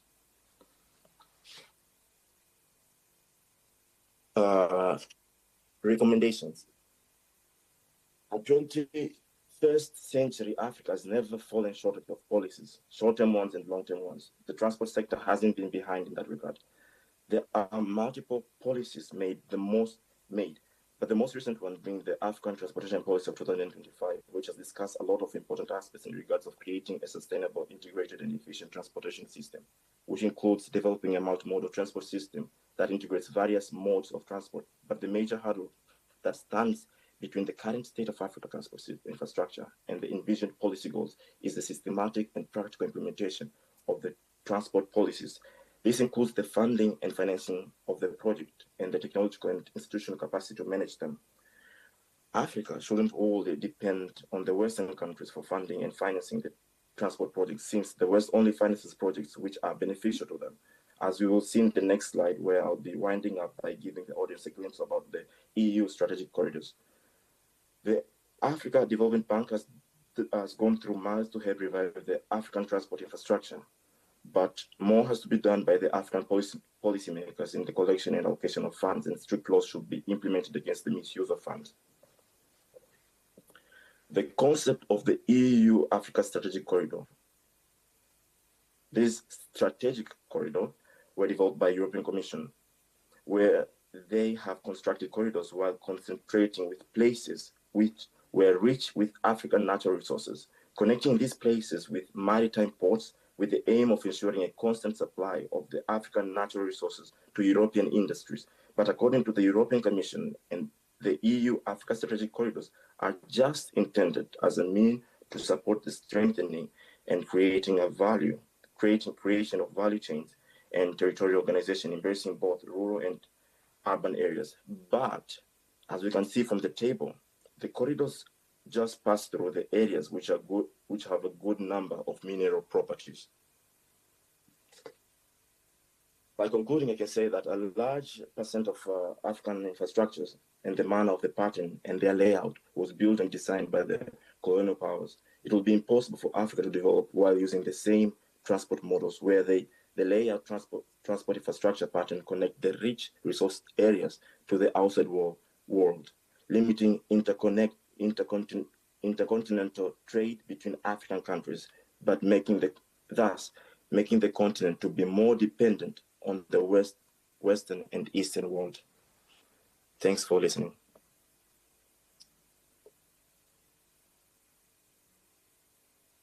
Thank you very much, Mr. Raymond. Let's give a round of applause to all our presenters for sharing their valuable insights. So we had an exciting tour across road, rail, automation, and trolleyways. Now I've been going through the questions. It's hard to choose, too many questions. So the last two presenters, I'm yet to see any question to the last two presenters. So I'll start with the first presenters, three presenters. If other questions come and we have time, we can accommodate other questions, oncoming questions. So I'll start with questions to Director from TANROADS. Can you note your questions, please? I'll try very hard to choose, especially those which are repetitive. The first one is, TANROADS, what strategies do you have in place to address the challenge of trucks that recently have been using our roads as parking areas? That's the first one. The second one is, which has been asked by many participants, is border. What steps are you taking to address the issue of border, who have become a road safety challenge through design? Of course, there is another question which says that congestion is a big problem in Dar es Salaam. Why don't you consider banning border and Bajaj from the city center? So they are kind of related. And the third question that I think I chose for you to respond is, more than 80% of heavy goods are transported by road. Is there any policy effort to shift this to railway transportation to protect damaging our roads? So please start pondering those three questions. There is one question. There are like 3 questions to Professor Jean, but I think we can afford one to you, Professor. Professor Jean, what lessons can Tanzania and Africa in general learn from China with regard to railway development? Okay, so get prepared. And then Mr. Kagoma, there are like several, but let's zero in on one. Can you comment on the space in square meters requirement to run buses on solar? Do we have enough roof space on BRT stations to harvest enough power? Let's start with those questions, and then if there are other questions coming to other addressed to other presenters, then I will come back if we will have time. So I don't know whether are they coming. You have a mic there. Okay. Can you start? Can you start? Yes, Chair. I will start. I will start by the first question strategy to address the trucks using the roads as parking areas. The strategies we have, first of all, we have to agree that it is not the only institution that is supposed to have the strategy on this, but I will talk in our side as a road subsector. The strategy we have is to create the dedicated parking areas where these people will be parking the trucks, like the one you have at Mbezi. We have the parking at Mbezi, and we are constructing another one at Kiluvia. And there is also another one another plan to construct another one at towards Mbagala, past Charambe, to construct also another dedicated parking for the trucks. But as I said, this effort shouldn't be TANROADS alone. It should be a combined effort, including the enforcement, police, and the cities, to also dedicate areas for the purpose. And the steps to address border, why not ban them? Yes. As I said, some of the issues are within our reach, but as I said, we are working together. So really, it's not. I think it's to ban them from entering the central part of the city. The central part of the city. And to address their safety challenge. Yes. To address the safety challenges, really this is a cross-cutting question. It's not something that you say, TANROADS, we can do a lot in this area, because as I said, our role is the provision of the infrastructure. And the rest on the usage of infrastructure is the combined effort between TANROADS themselves and the rest of the stakeholders. But what we are doing in our part, we are cooperating very well with the traffic police to try as much as possible to educate these people so that really they try and drive safely. In the infrastructure part, really there's not much we can do in the infrastructure provision part. Policy to shift from roads to rail. Yes, there is a policy to shift from roads to rail, and at the moment we are cooperating with the TRC to try as much as possible to discourage the use of the roads. At the moment we are building, the TRC is building the dry port at Vigwaza, or we call it, what is that? Vigwaza, actually around Vigwaza. They are building a dry port whereby the cargo will be now moving from the port of Dar es Salaam to this dry port, and the trucks will not need anymore to come to the city center to access the port to take the cargo. So this is one of the efforts. Another one is ongoing efforts to build also a dry port at Isaka, where also the cargo will be evacuated from the port of Dar es Salaam. For those who are going to Burundi and Rwanda and up country, they will be evacuated to Isaka, and the trucks will be taking the cargo from there. So this is actually the policy and the efforts that at the moment we are doing. But other efforts include also provision of the expressway and the ring roads to try as much as possible to avoid the trucks coming into the CBD, but rather using the outer roads to access the port or the cargo picking and dropping off points. This is at the moment what I can say. Okay. Thank you, Professor Jin. My question is regarding what China can do with Kenya and Tanzania. In fact, except the funding, construction, I think in the other ways, like technology, shift to Tanzania and Kenya, and education and training. For example, in China, we have more than 10 universities and 30 vocational colleges for engineers and technicians.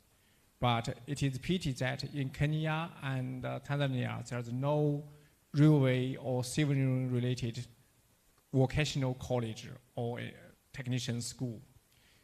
I think it is very easy, in my opinion, to set up a joint campus in Tanzania or in Kenya to educate local talent like the pilot. And this is for the future.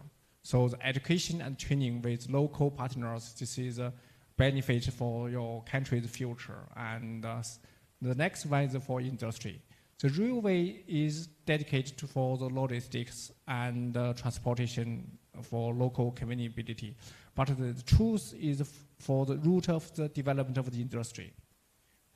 The country, if we want to get rich, the industry road is indispensable and necessary. The railway can build the logistics for the future industry park. And the industry park can boost for the local economic. For example, that's why China easily to set up a company, because within 500 kilometers, you can carry everything. You just assemble it.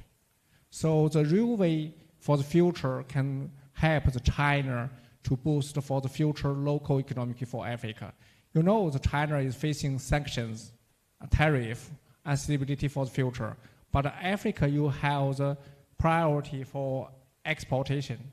So with our technology and policy, the joint ventures could boost for your future economic. Why something set back the railway or transportation developed in Africa? In fact, it is not because of the funds. It's because of standards or the laws, regulations for the railway. In China, for the past 20 years or 25 years, we have been construction for everything, so we have the laws. But for most developing countries, it is difficult for you for the construction of railway or highway because land competition, the change of the government. Luckily that your president is dedicated to invest in for the transportation. So I think you can join with China for regulations, standards for railway. This is very important. I give lectures for many countries for how to develop the infrastructure system in developing countries. The laws, the standards are utmost important, but many owners or management staff forget about these things, or it is important. This is social structure for the development of infrastructure. And in fact, China, we have too much universities or technologies we want to share with you. This is truly from the part of our heart. This is what I am coming here. I want to share my perspective, experience with NIT for the future development of the Tanzania or Kenya. And lucky you have very good location. Okay, thank you. Thank you. Thank you very much, Kagoma.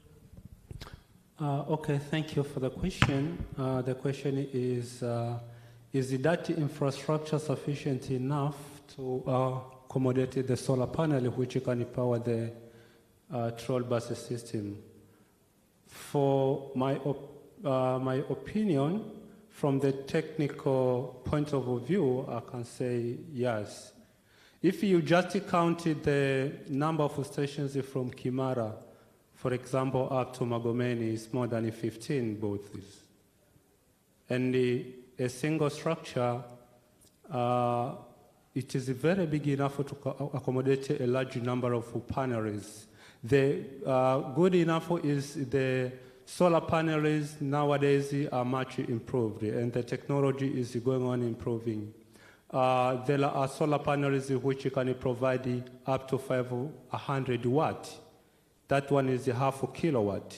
So roughly, if you have 10 panels, you are talking about 1 kilowatt. But if you check the structures of these stations, roughly they can accommodate even up to 50 panels can be installed on a single structure, one side and another side. So if you sit and do calculation, it is 100% possible to install the solar panels which can supply. Turning back to the energy consumption of a single electric bus is roughly up to 3 kilowatt hour per kilometer. That's the energy consumption of most electrical buses. Although there is a variation depending to different parameters like environmental conditioning, also the load, the passenger load and the driving speed and the other parameters. But 3 kilowatt hour per kilometer is not that much energy for a single bus to be energized. So if you sit and do calculation, there is 100% possibility these structures to accommodate the solar panels which can power the electrical buses.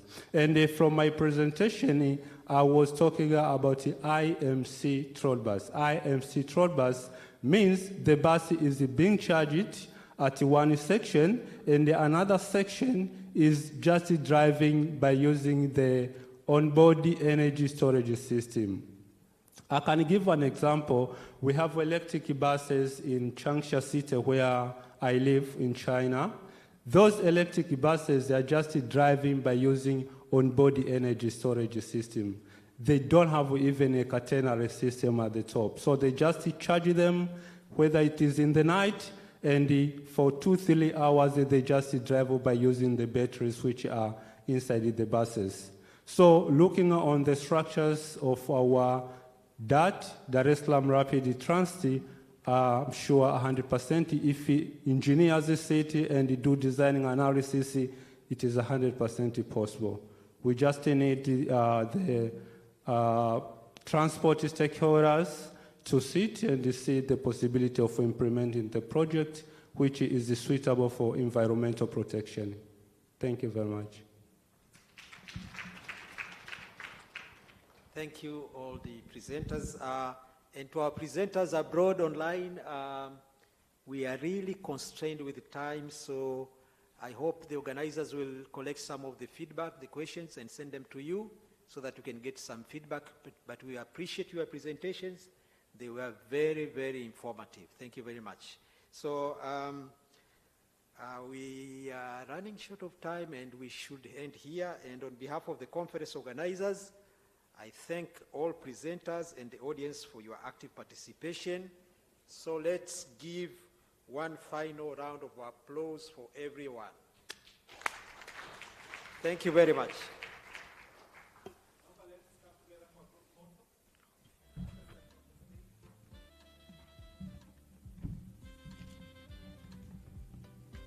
NIT at 50.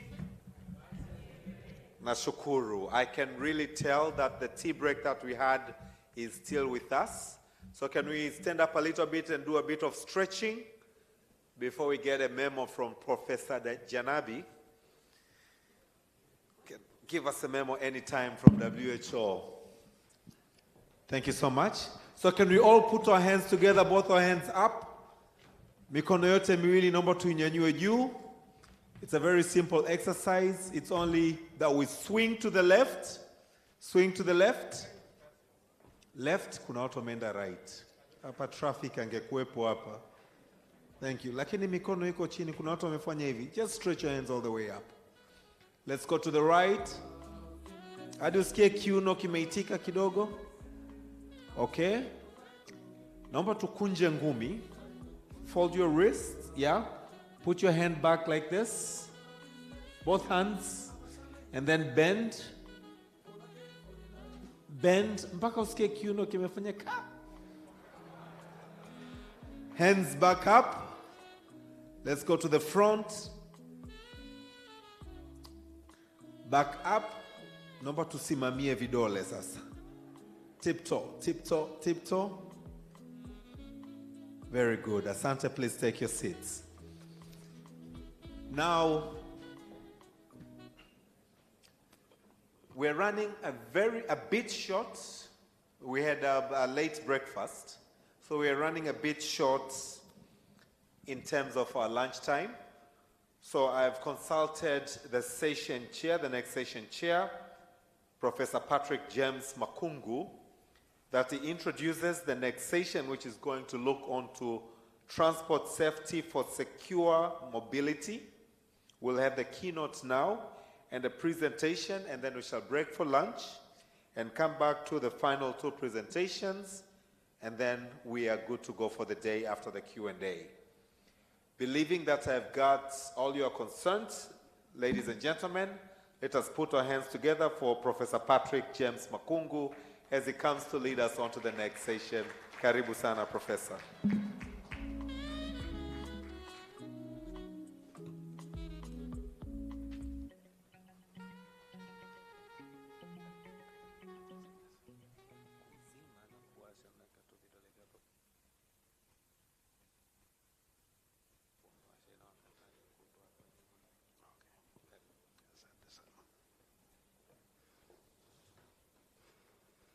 NIT at 50. NIT at 50. But I'm introduced. My name is Patrick Makungu, a former staff of the University of Sokoine and a bit of University of Dar es Salaam. And I'm going to be the session chair.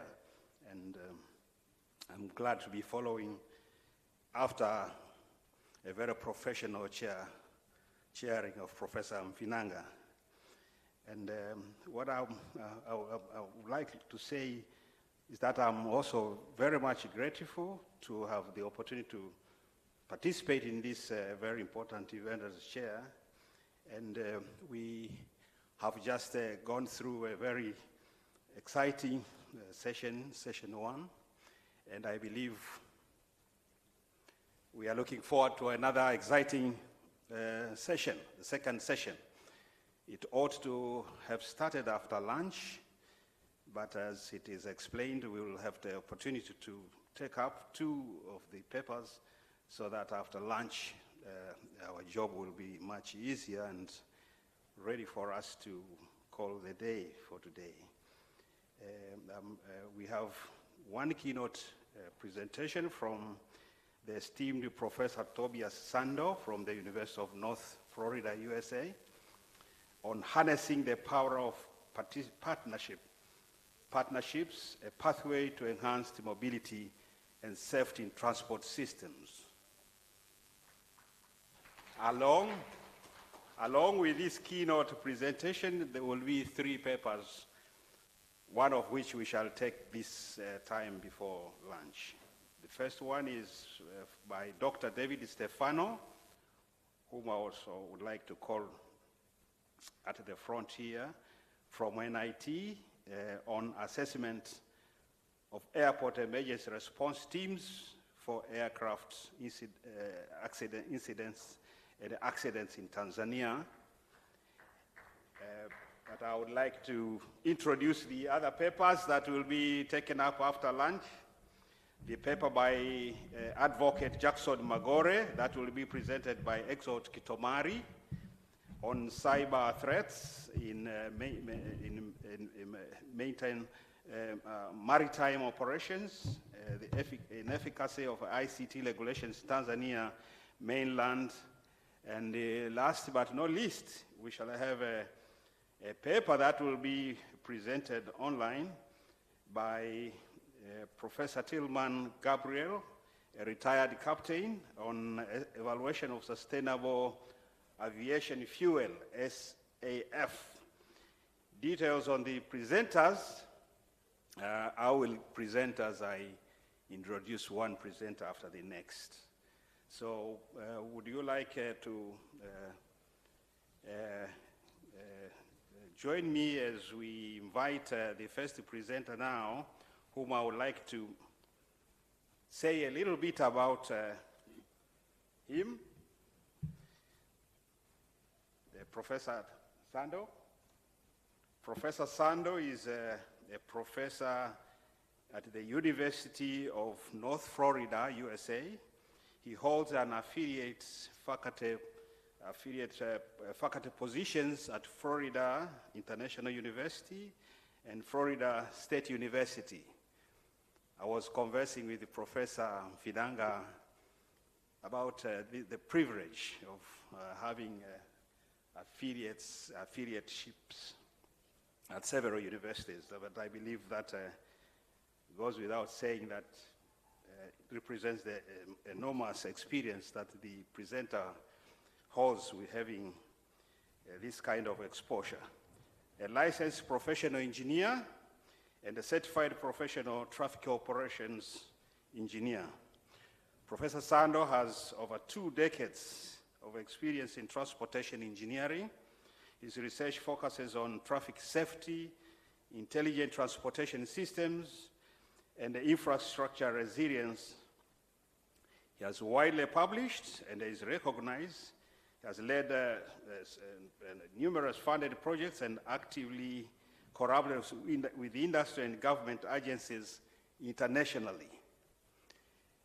And as was mentioned by the previous chairperson, my job, Mr. Professor, is just to keep you speak and present in time.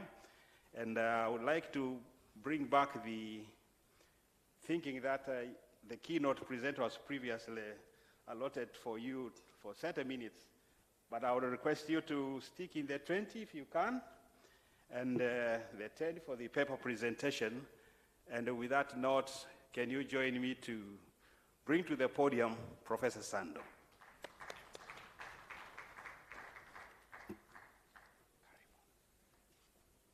Thank you so much.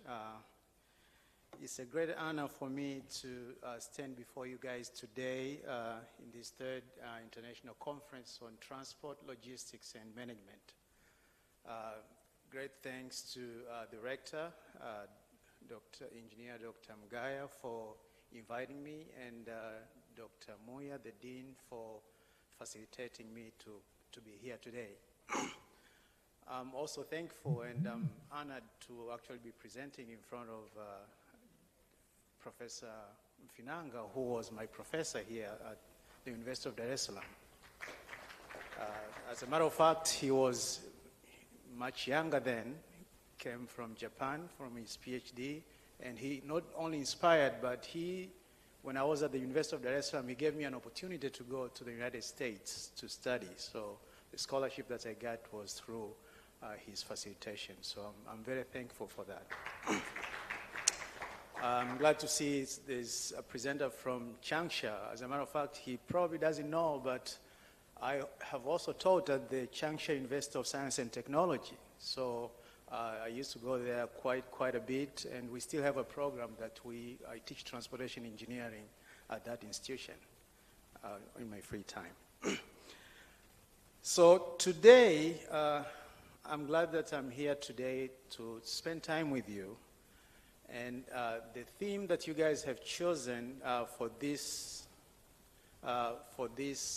conference goes very well with the Vision 2050 that the country just inaugurated a couple months ago. And today I'm honored to share with you what I think needs to happen as far as collaboration that needs to happen between academia, government institutions, and industry, so that we can propel our country to achieve what they want to achieve with this Vision 2050. I'll also share a few things that I like to see happen in our transportation sector, including what do we need to do and what will happen if we move from dependency on personal automobiles to using transit, and also instead of using trucks, maybe moving to rail, and how can that impact our roadway network.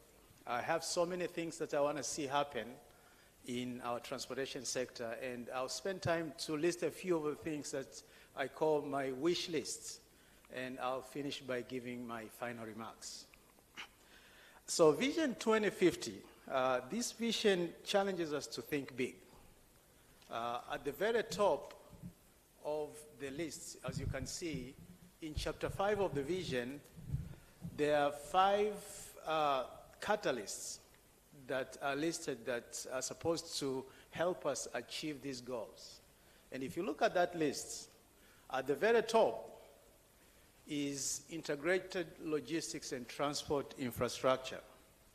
The vision identifies this as the main driver, okay, aiming to help us achieve this vision.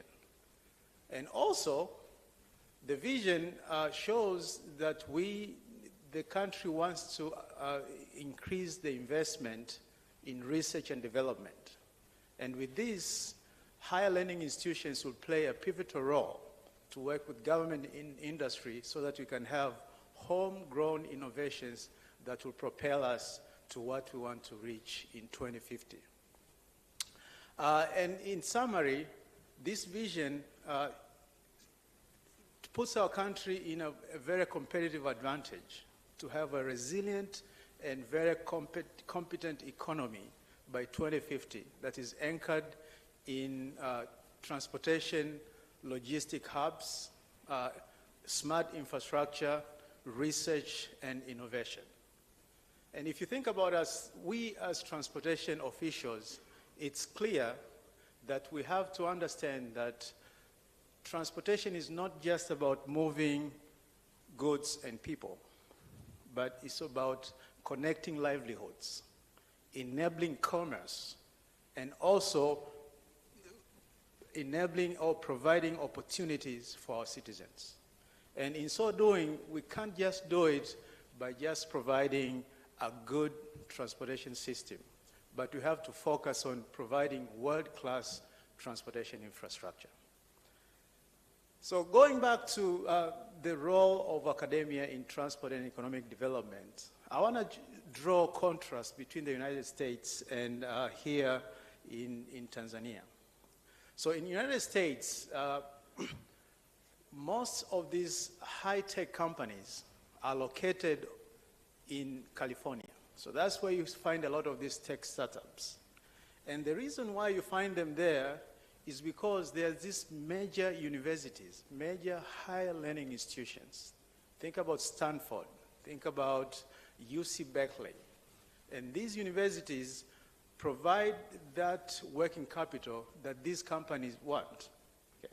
So what you'll find out is if you look at most of the big companies that you know, okay, they cluster themselves around that area, and that's where the Silicon Valley emerged from.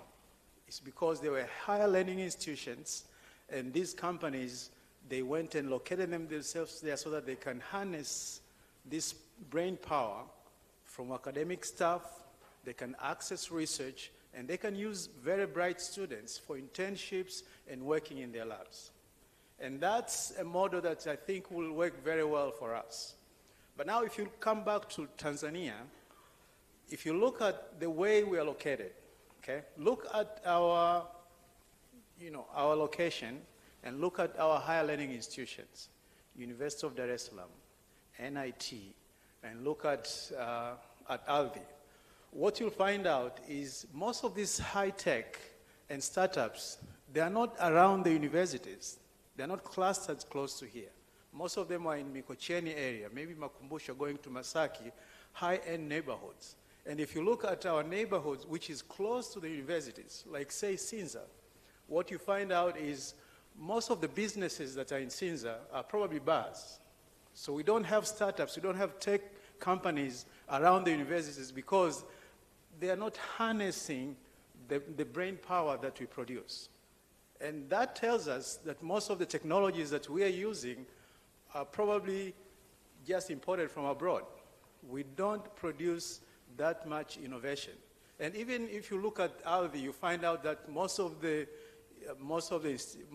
businesses, they are stationaries. You don't find high-tech companies around campuses. And I went ahead and looked at NIT as well to see what is around NIT. And what you find out is at NIT, you find a lot of motels and guest houses, and probably because of the farmers market that is located in Mabibo. So you find they need accommodation, and you find a lot of that. And that's a big contrast on how the government and how the community uses these higher learning institutions. And this probably shows that we lack research, and we need to probably rethink how the government agencies and how the industry uses these higher learning institutions for economic development. Because if they're underused, what that means is there's very little innovation that is homegrown. And most of the products that we're using are designed and researched from abroad. So that's a challenge that I want to bring to you. And in doing that, I'd like to start thinking about some of the things that are mentioned in the DIRA 2050 or the Vision 2050. So Vision 2050 highlights these digital transformations as the driver for economic growth. And if you look at what we've been doing, going back, like I'm going to use BRT. I'm going to use BRT for, as a case study. We've come a long way. We used to use paper tickets, and maybe we still do, but right now, at least we've moved to using cards. We use cards, and then we went to paper tickets, and then we went back to cards. But actually, what is happening is we need to find a way that we can use these cards in multiple uses. Okay? So instead of Mwendokasi having their own cards, and then when you're going to Kigamboni, you have the ferry using their own cards. TRC Mwakembe train is not using any cards. They're using paper tickets, but if they use cards, they start using their own cards. Then we'll have so many cards to use. As a matter of fact, the Prime Minister, you guys, when we were opening the Mbagara route just not long time ago, he mentioned the need to do this integration. And we need to somehow find a way of integrating everything that we're doing so that we can have a system that can work for everything. Okay. Now, if you go to China, actually, the United States is very much behind when it comes to these contactless systems. In China, everything you go, even if you go to like a market, you want to buy anything, you just tap and go. Okay. These contactless systems is something that we probably need to think about doing.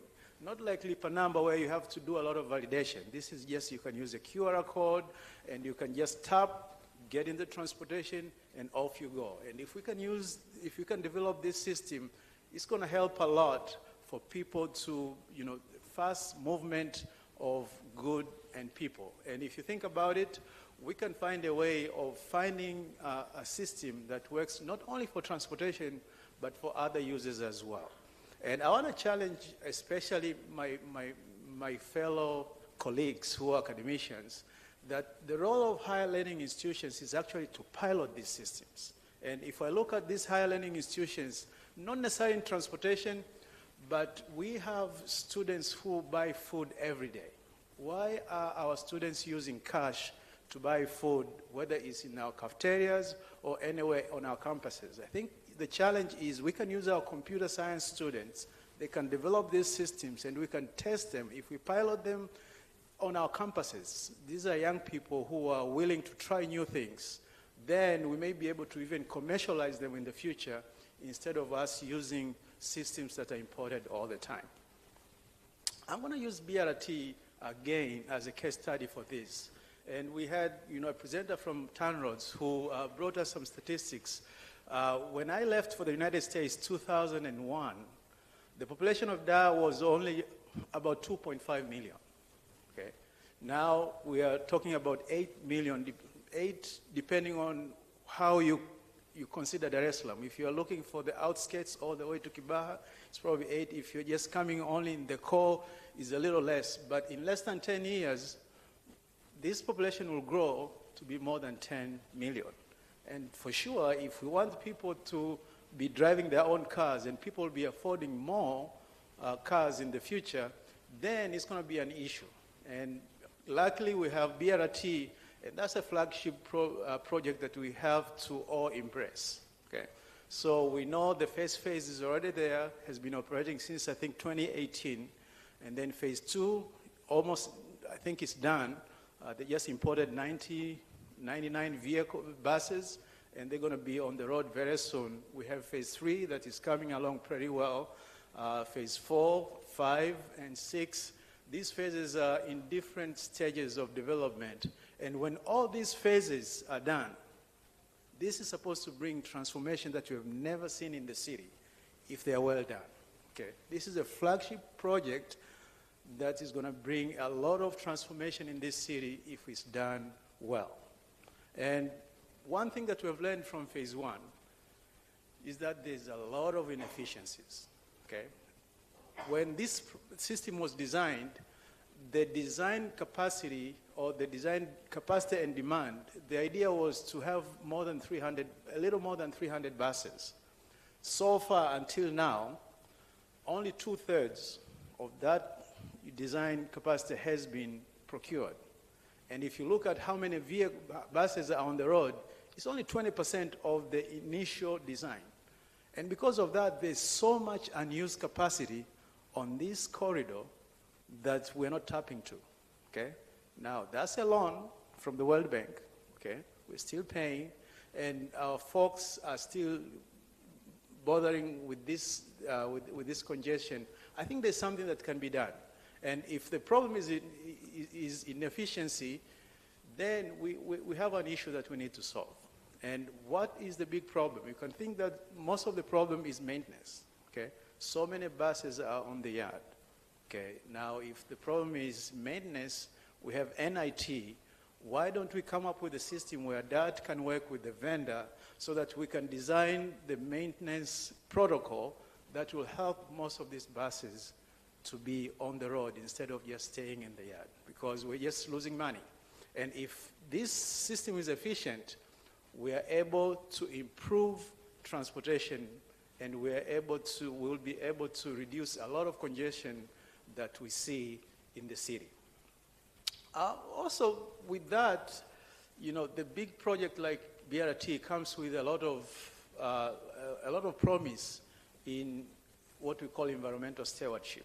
If you think about the project, phase 1 started with diesel, and then we have the second phase now is going to be using CNG, and that by itself is going to save a lot of issues when it comes to the environment.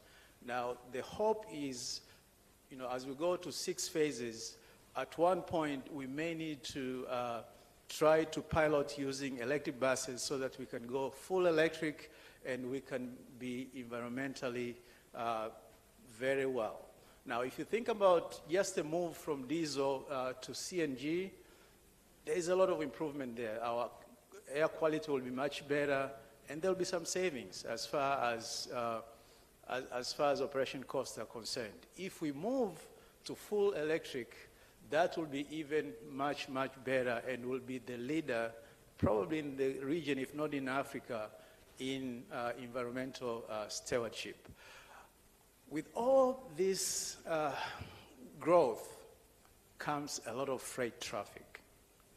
And freight can be an issue, okay? If you guys are from there, you know, like this Mandela Road has a lot of congestion that is caused by trucks, mostly from the port, okay? Mandela Road is always clogged, and one of the questions that was asked is, what can you do so that these trucks don't park on the road? These trucks, they park so that they can wait for the assignment when they go to the port. And if you go around Kurasini, you find a lot of parked trucks that cause a lot of safety issues and a lot of congestion. Luckily, now we can move that to rail because we have started working on that. And by so doing, that should be able to solve a lot of issues, especially in the routes that are causing a lot of, in the routes that have a lot of truck-induced congestion. I will say that if you think about, where we're going next, it's good that we have this dry port at Kuala. Hopefully there will be more that will be coming, but that by itself is supposed to help a lot as we start doing this. Now, what's the role of academic institutions? I think we need to tap to this so that we can start collecting data now, so that we can evaluate the effects or the influence of that particular facility 5 years down the road, 10 years down the road, so that we can use that data to inform future projects, but also when we're looking for funding. I can't finish without mentioning that there's a need for this curriculum transformation. We know that we have students only for 3-4 years, and we can't teach everything in 3-4 years. So we need to find a way in those 3-4 years.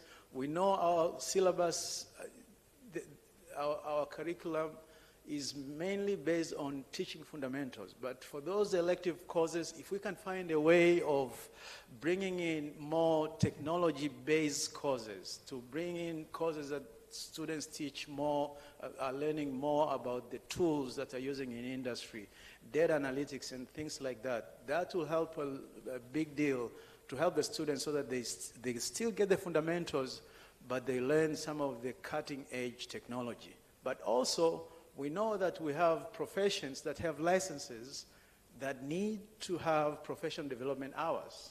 I think our learning institutions can develop short courses and workshops that are based on technology that can equip those professionals with some of the knowledge that they didn't learn in a conventional curriculum.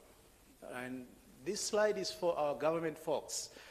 A lot of developed countries, they use higher learning institutions for development. And I think if our transportation-related agencies, whether it's Tarura, whether it's TANROADS, all agencies, if they can work with COSTECH and our higher learning institutions, we can drive innovation and we can have that knowledge base that is needed for us to address some of the issues that we have in this country of Tanzania. Now, I would like to finish by mentioning a few of my wish lists. Okay, I know I have a long wish list as far as transportation is concerned, and we don't have that much time, but in specific, I'm going to mention just a few that I would really like to see. We have that. I know for our BRT, right now you can go online and you can buy maybe a card, you can refill, but why don't we have a navigation tool? Why don't we have a navigation tool where I can have my cell phone, okay, and then if I'm sitting at, say, DIT, working on my research, I can just go ahead and just click and say, I want to go to Magomeni Mwembechai, I want to be there at this time, and then 5 minutes before the bus gets to my station, it will beep, remind me that I need to go, and then I just walk. I don't have to have a waiting time.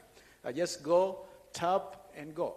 All these buses have GPS receiver. They are tracked everywhere they go. So this is something that our students can do in our institutions can do, and can be a good project that can be commercialized instead of waiting for foreign companies to bring their apps and customize so that we can use their apps. So that's one of my wish lists as far as transportation is concerned. And I also wish that one of these days, a lot of people will start using our transit systems, including BRT, not because they cannot afford their own vehicles, but because it will be the most efficient and a comfortable mode of transportation. We've seen this. If you provide an efficient and a comfortable mode of transportation, people will follow. We've seen this with SGR.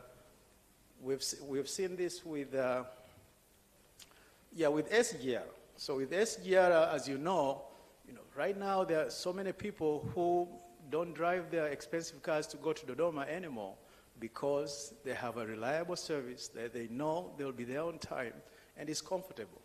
People don't ride as many buses as they used to because of SGR. And some affluent passengers, they have decided not even to fly, and they're now using this mode of transportation. I think if we can do this for our BRT, you will see this city thrive and go beyond means.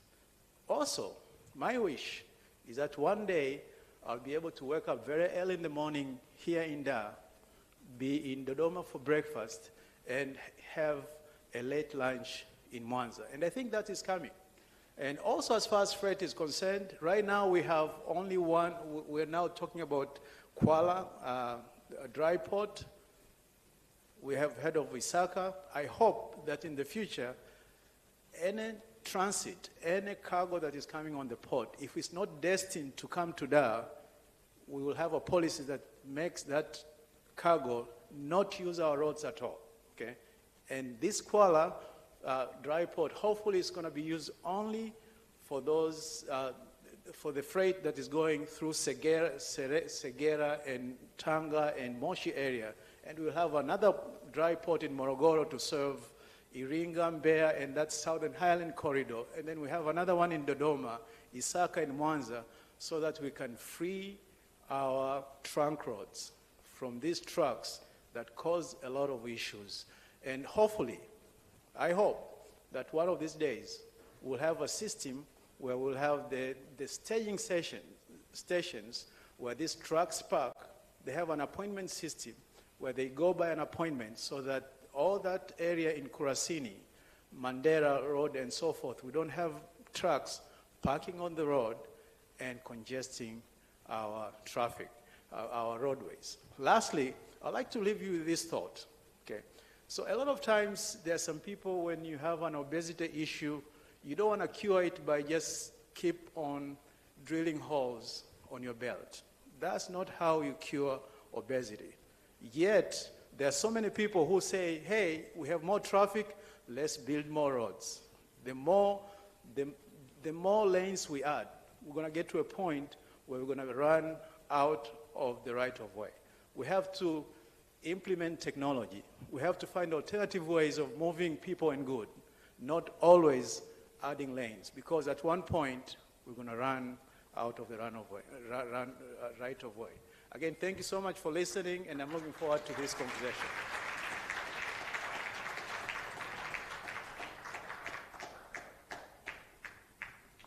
You'll agree with me that you'd had the same problem as I had to stop Professor Kando from going on, and with his tactical method of saying, my wishes, this is the first one and the last one, and eventually winding up a very interesting and very stimulating discussion. He has had the opportunity to bring to us to understand that the transport sector that we are discussing is quite central and recognized in the overarching national framework, the Tanzania Development Vision 2050, which has identified it as a key driver, one of the 5 key drivers. But you'll agree with me that from the morning session, quite a number of opportunities have been given by the presenters from China, but from the ongoing work from the TAN roads. And we have had this opportunity to be enriched with the ideas, with the immense opportunities that there are in the transport sector. So I may take this opportunity to also join everybody else who are continue to congratulate the organizers for this workshop. And having had to say this, can you join me now to applaud very, very heavily the presenter, Professor Kando. Thank you very much. Now the second presentation, if the organizers give us the opportunity to continue, and I'm seeing that they are giving us that opportunity until when we have the flag for lunch, is from Dr. David Stefano. And the topic is Assessment of Airport Emergency Response Teams for Aircraft Incidences and Accidents in Tanzania. I believe that Dr. Kando will take the example of Professor Kando for not asking me to bring the paper of saying 2 minutes left before your presentation, and that he would stick to the 10 or so minutes for the paper presentation. Invite me, can you join me to bring him on the podium? Can you?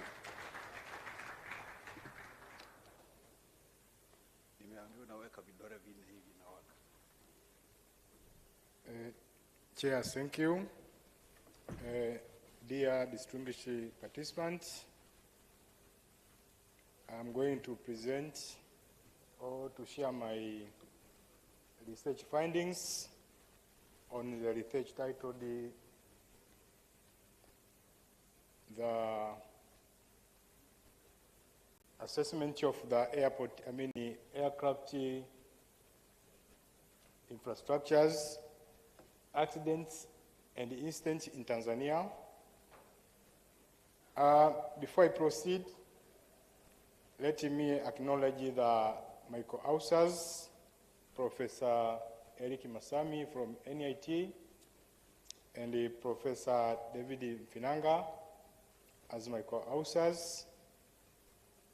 Let me declare interest. Professor Finanga was my PhD supervisors during the PhD journey. Now let me straight go to the content of the presentations.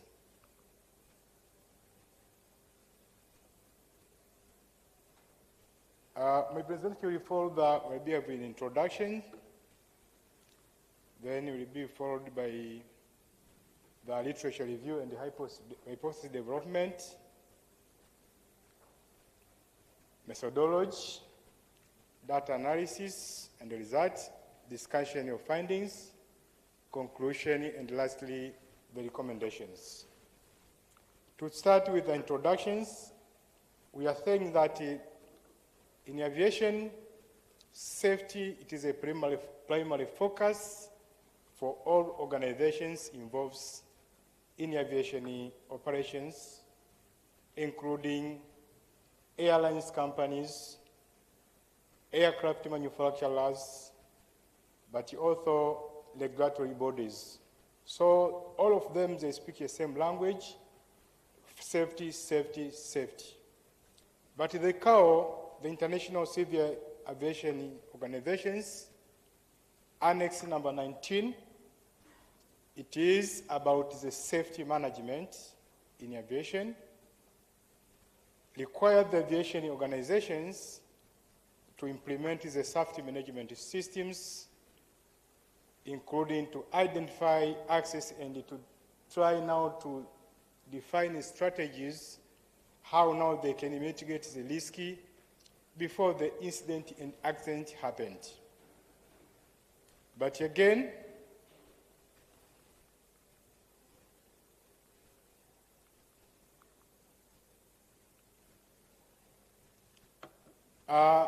the same annex now requires the contracting states to design and establish what we call the state safety program, which aims now to achieve an acceptable level of safety in aviation operations. Before I proceed, let me ask the questions. Why now we need the effective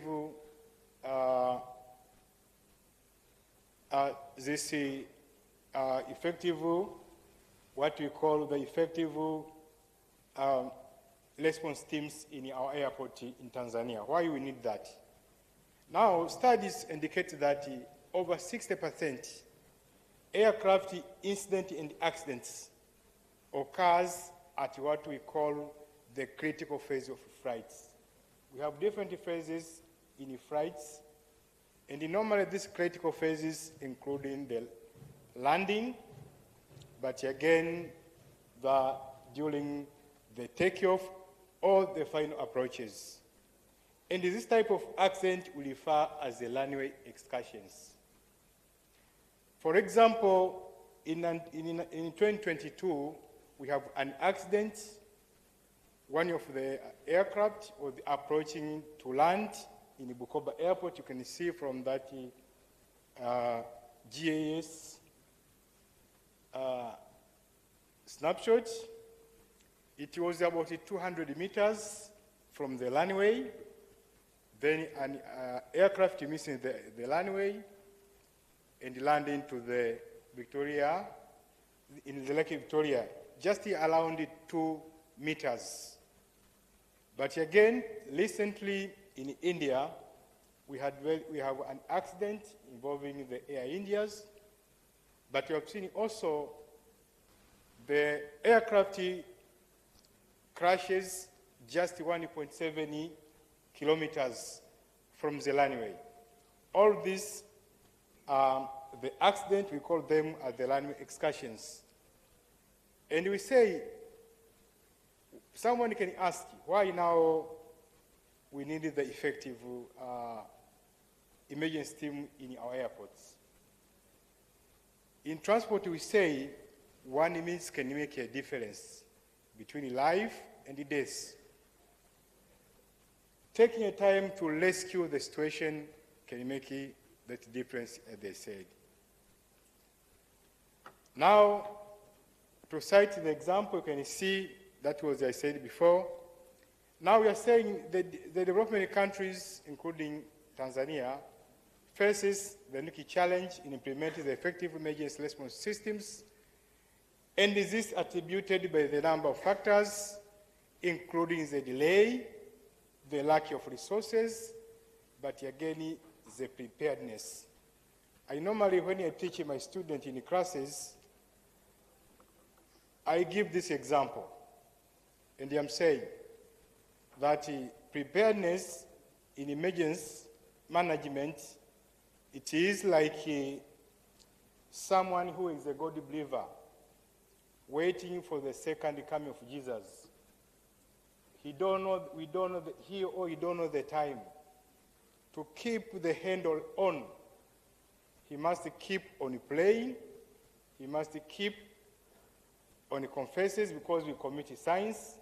Similar to what I'm saying, that preparedness in emergency management is very crucial. So that's why we need now the effective airport emergency response in our airport environment. In doing so, we normally conduct what we call the drills or simulations to test their preparedness. Now, from that, the intensive critical reviews, we came up with that hypothesis. We have 3 hypotheses, as you can see. But now, let's move to the methodology. Let's start adapted what we call the positivism as a philosophical stance to assess the capacity of airport emergency systems in handling the aircraft incident and accidents, and also the target population of this study were the airport managers across the airports in Tanzania under the management of Tanzania airport authorities, as well as the team leaders of these emergency teams in our airports.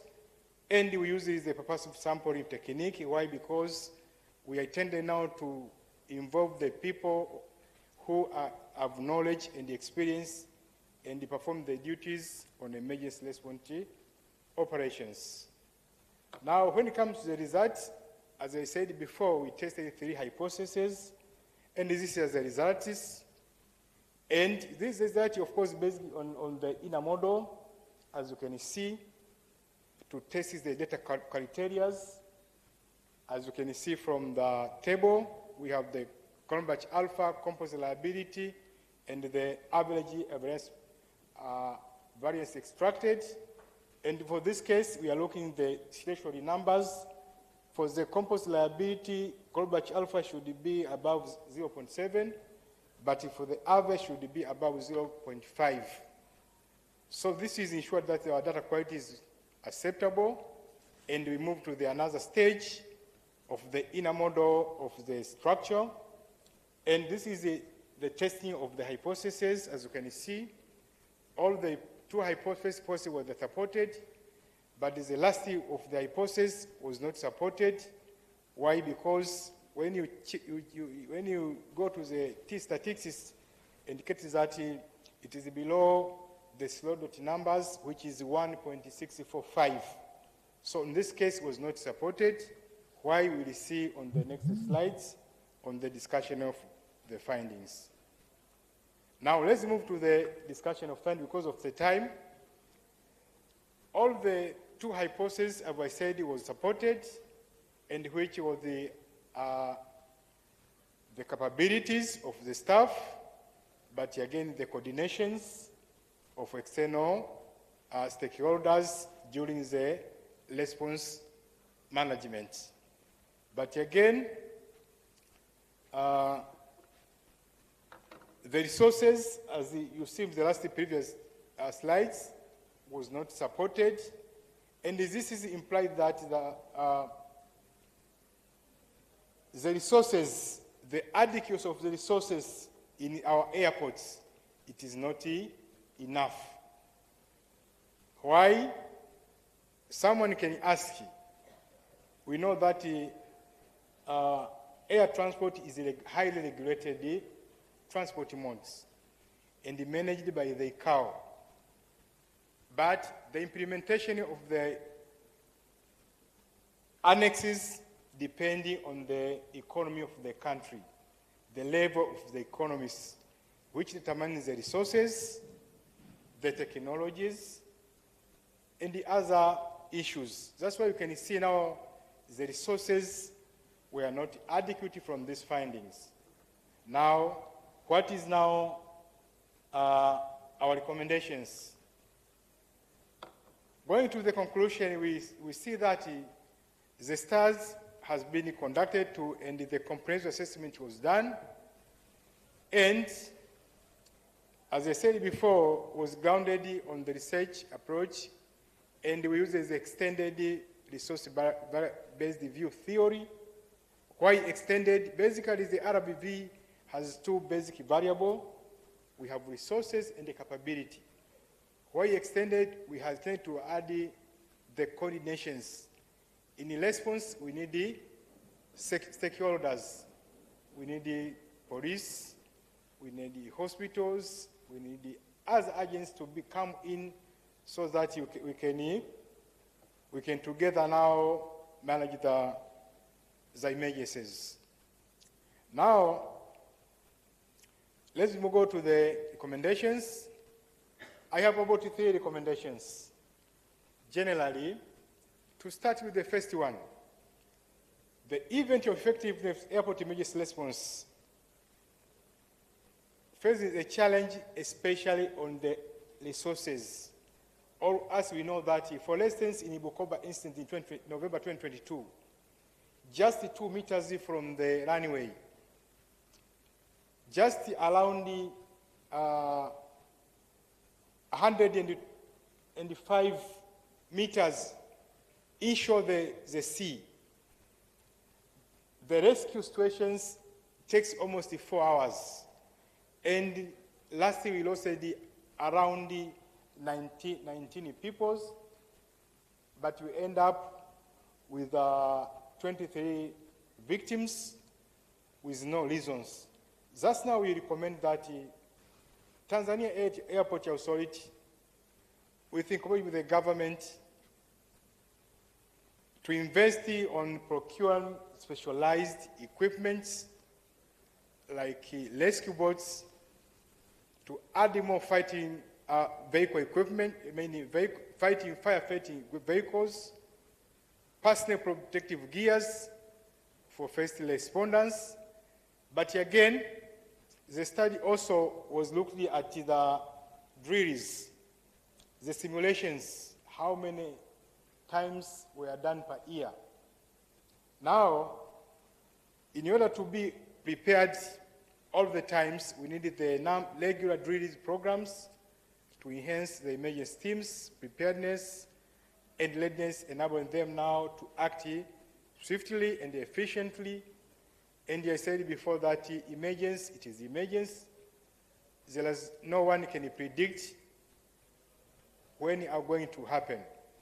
By saying so, I thank you, Chair, for this platform. Thank you very much.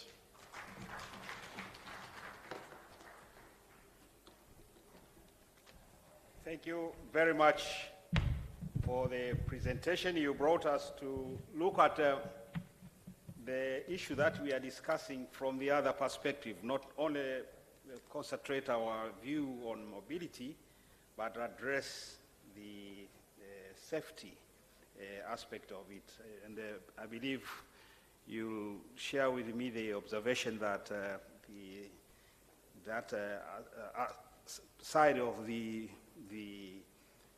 coin on the transport sector has also very, very intensive deep science, as is shown by the models that the presenter mentioned.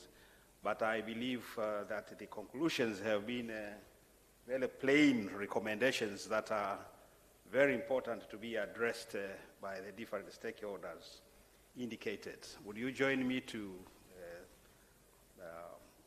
applaud the presenter for this very important presentation? Asante sana. And because I'm not informed on any eventuality regarding lunch, I would... oh, thank you very much. So I would like to take the opportunity to have the third presentation, and with that presentation we'll only be left with one presentation online, which the organizers will tell us on how it will be done, whether it's after lunch. But the presentation that is before us now is from Advocate Jackson Simango Magoge. The presentation is on cyber threats in maritime operations, the inefficiency of ICT regulation in Tanzania mainland. The presenter whom I'm going to mention a brief description of him is the author, but the presentation will be done by Mr. Exalt Kitomari, whom I believe is the one standing. Now I'll bring the resume for Jackson Simango Magoge, who is a distinguished legal scholar and a devoted transport law enthusiast committed to advancing legal education and regulatory excellence in the transport sector. He holds an LLB from Mosh Cooperative University, a postgraduate diploma in legal practice from the Law School of Tanzania, and an LLM in corporate and commercial law from I believe it will be known by NALSAR, University of Law, India. He is an ICAO instructor and a registered NACTIVATE technical teacher, and a member of the Aviation Law Association. Currently an assistant lecturer at NIT. He teaches diverse law subjects and has published widely in aviation, trade, maritime, taxation, and technology law. With that resume, you believe with me how the transport sector is convergent in terms of the various disciplines that go with it, and so I believe Kitomari is going to give us that look and the input that that side of discipline brings to the transport sector.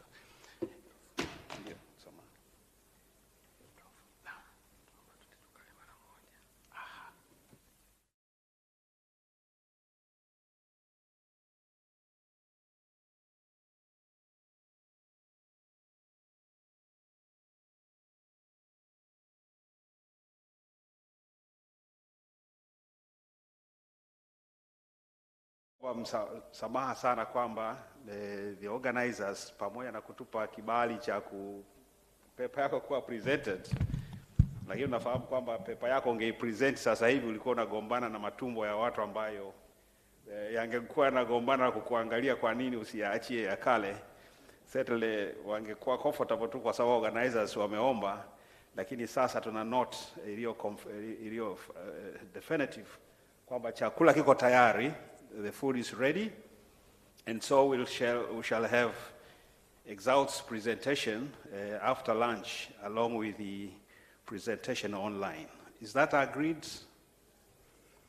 Basi tutawa reserve, lakini in the meantime I would like to thank the two presentations. I'm not dismissing them because after we come, they'll come over, and I believe members will have brought questions for them to be discussed together at the winding of the session. So sijui niseme kwa niaba ya organizers sasa, lakini I'm sure atasema kwa wish kwa ajili ya chakula kizuri. Asante. Asante. Naomba tumpigie makofi our session chair this afternoon as I make a couple of one or two announcements before we break for lunch. Number one is those who have not registered and have not paid their participation onto this conference, please do so during this hour as we break for lunch at the registration desk right behind this wall. Kindly make sure you do that. But also we have paper presentations you can see on the program. It is an item on the program. Now papers presenters will be standing outside. If you want to comprehend onto what they're exhibiting, please make time during this lunch hour as well, maybe after lunch as we go for lunch, to go through their presentations. Now lunch is divided into two, same food but divided into two places so that we also get time to mingle but also serve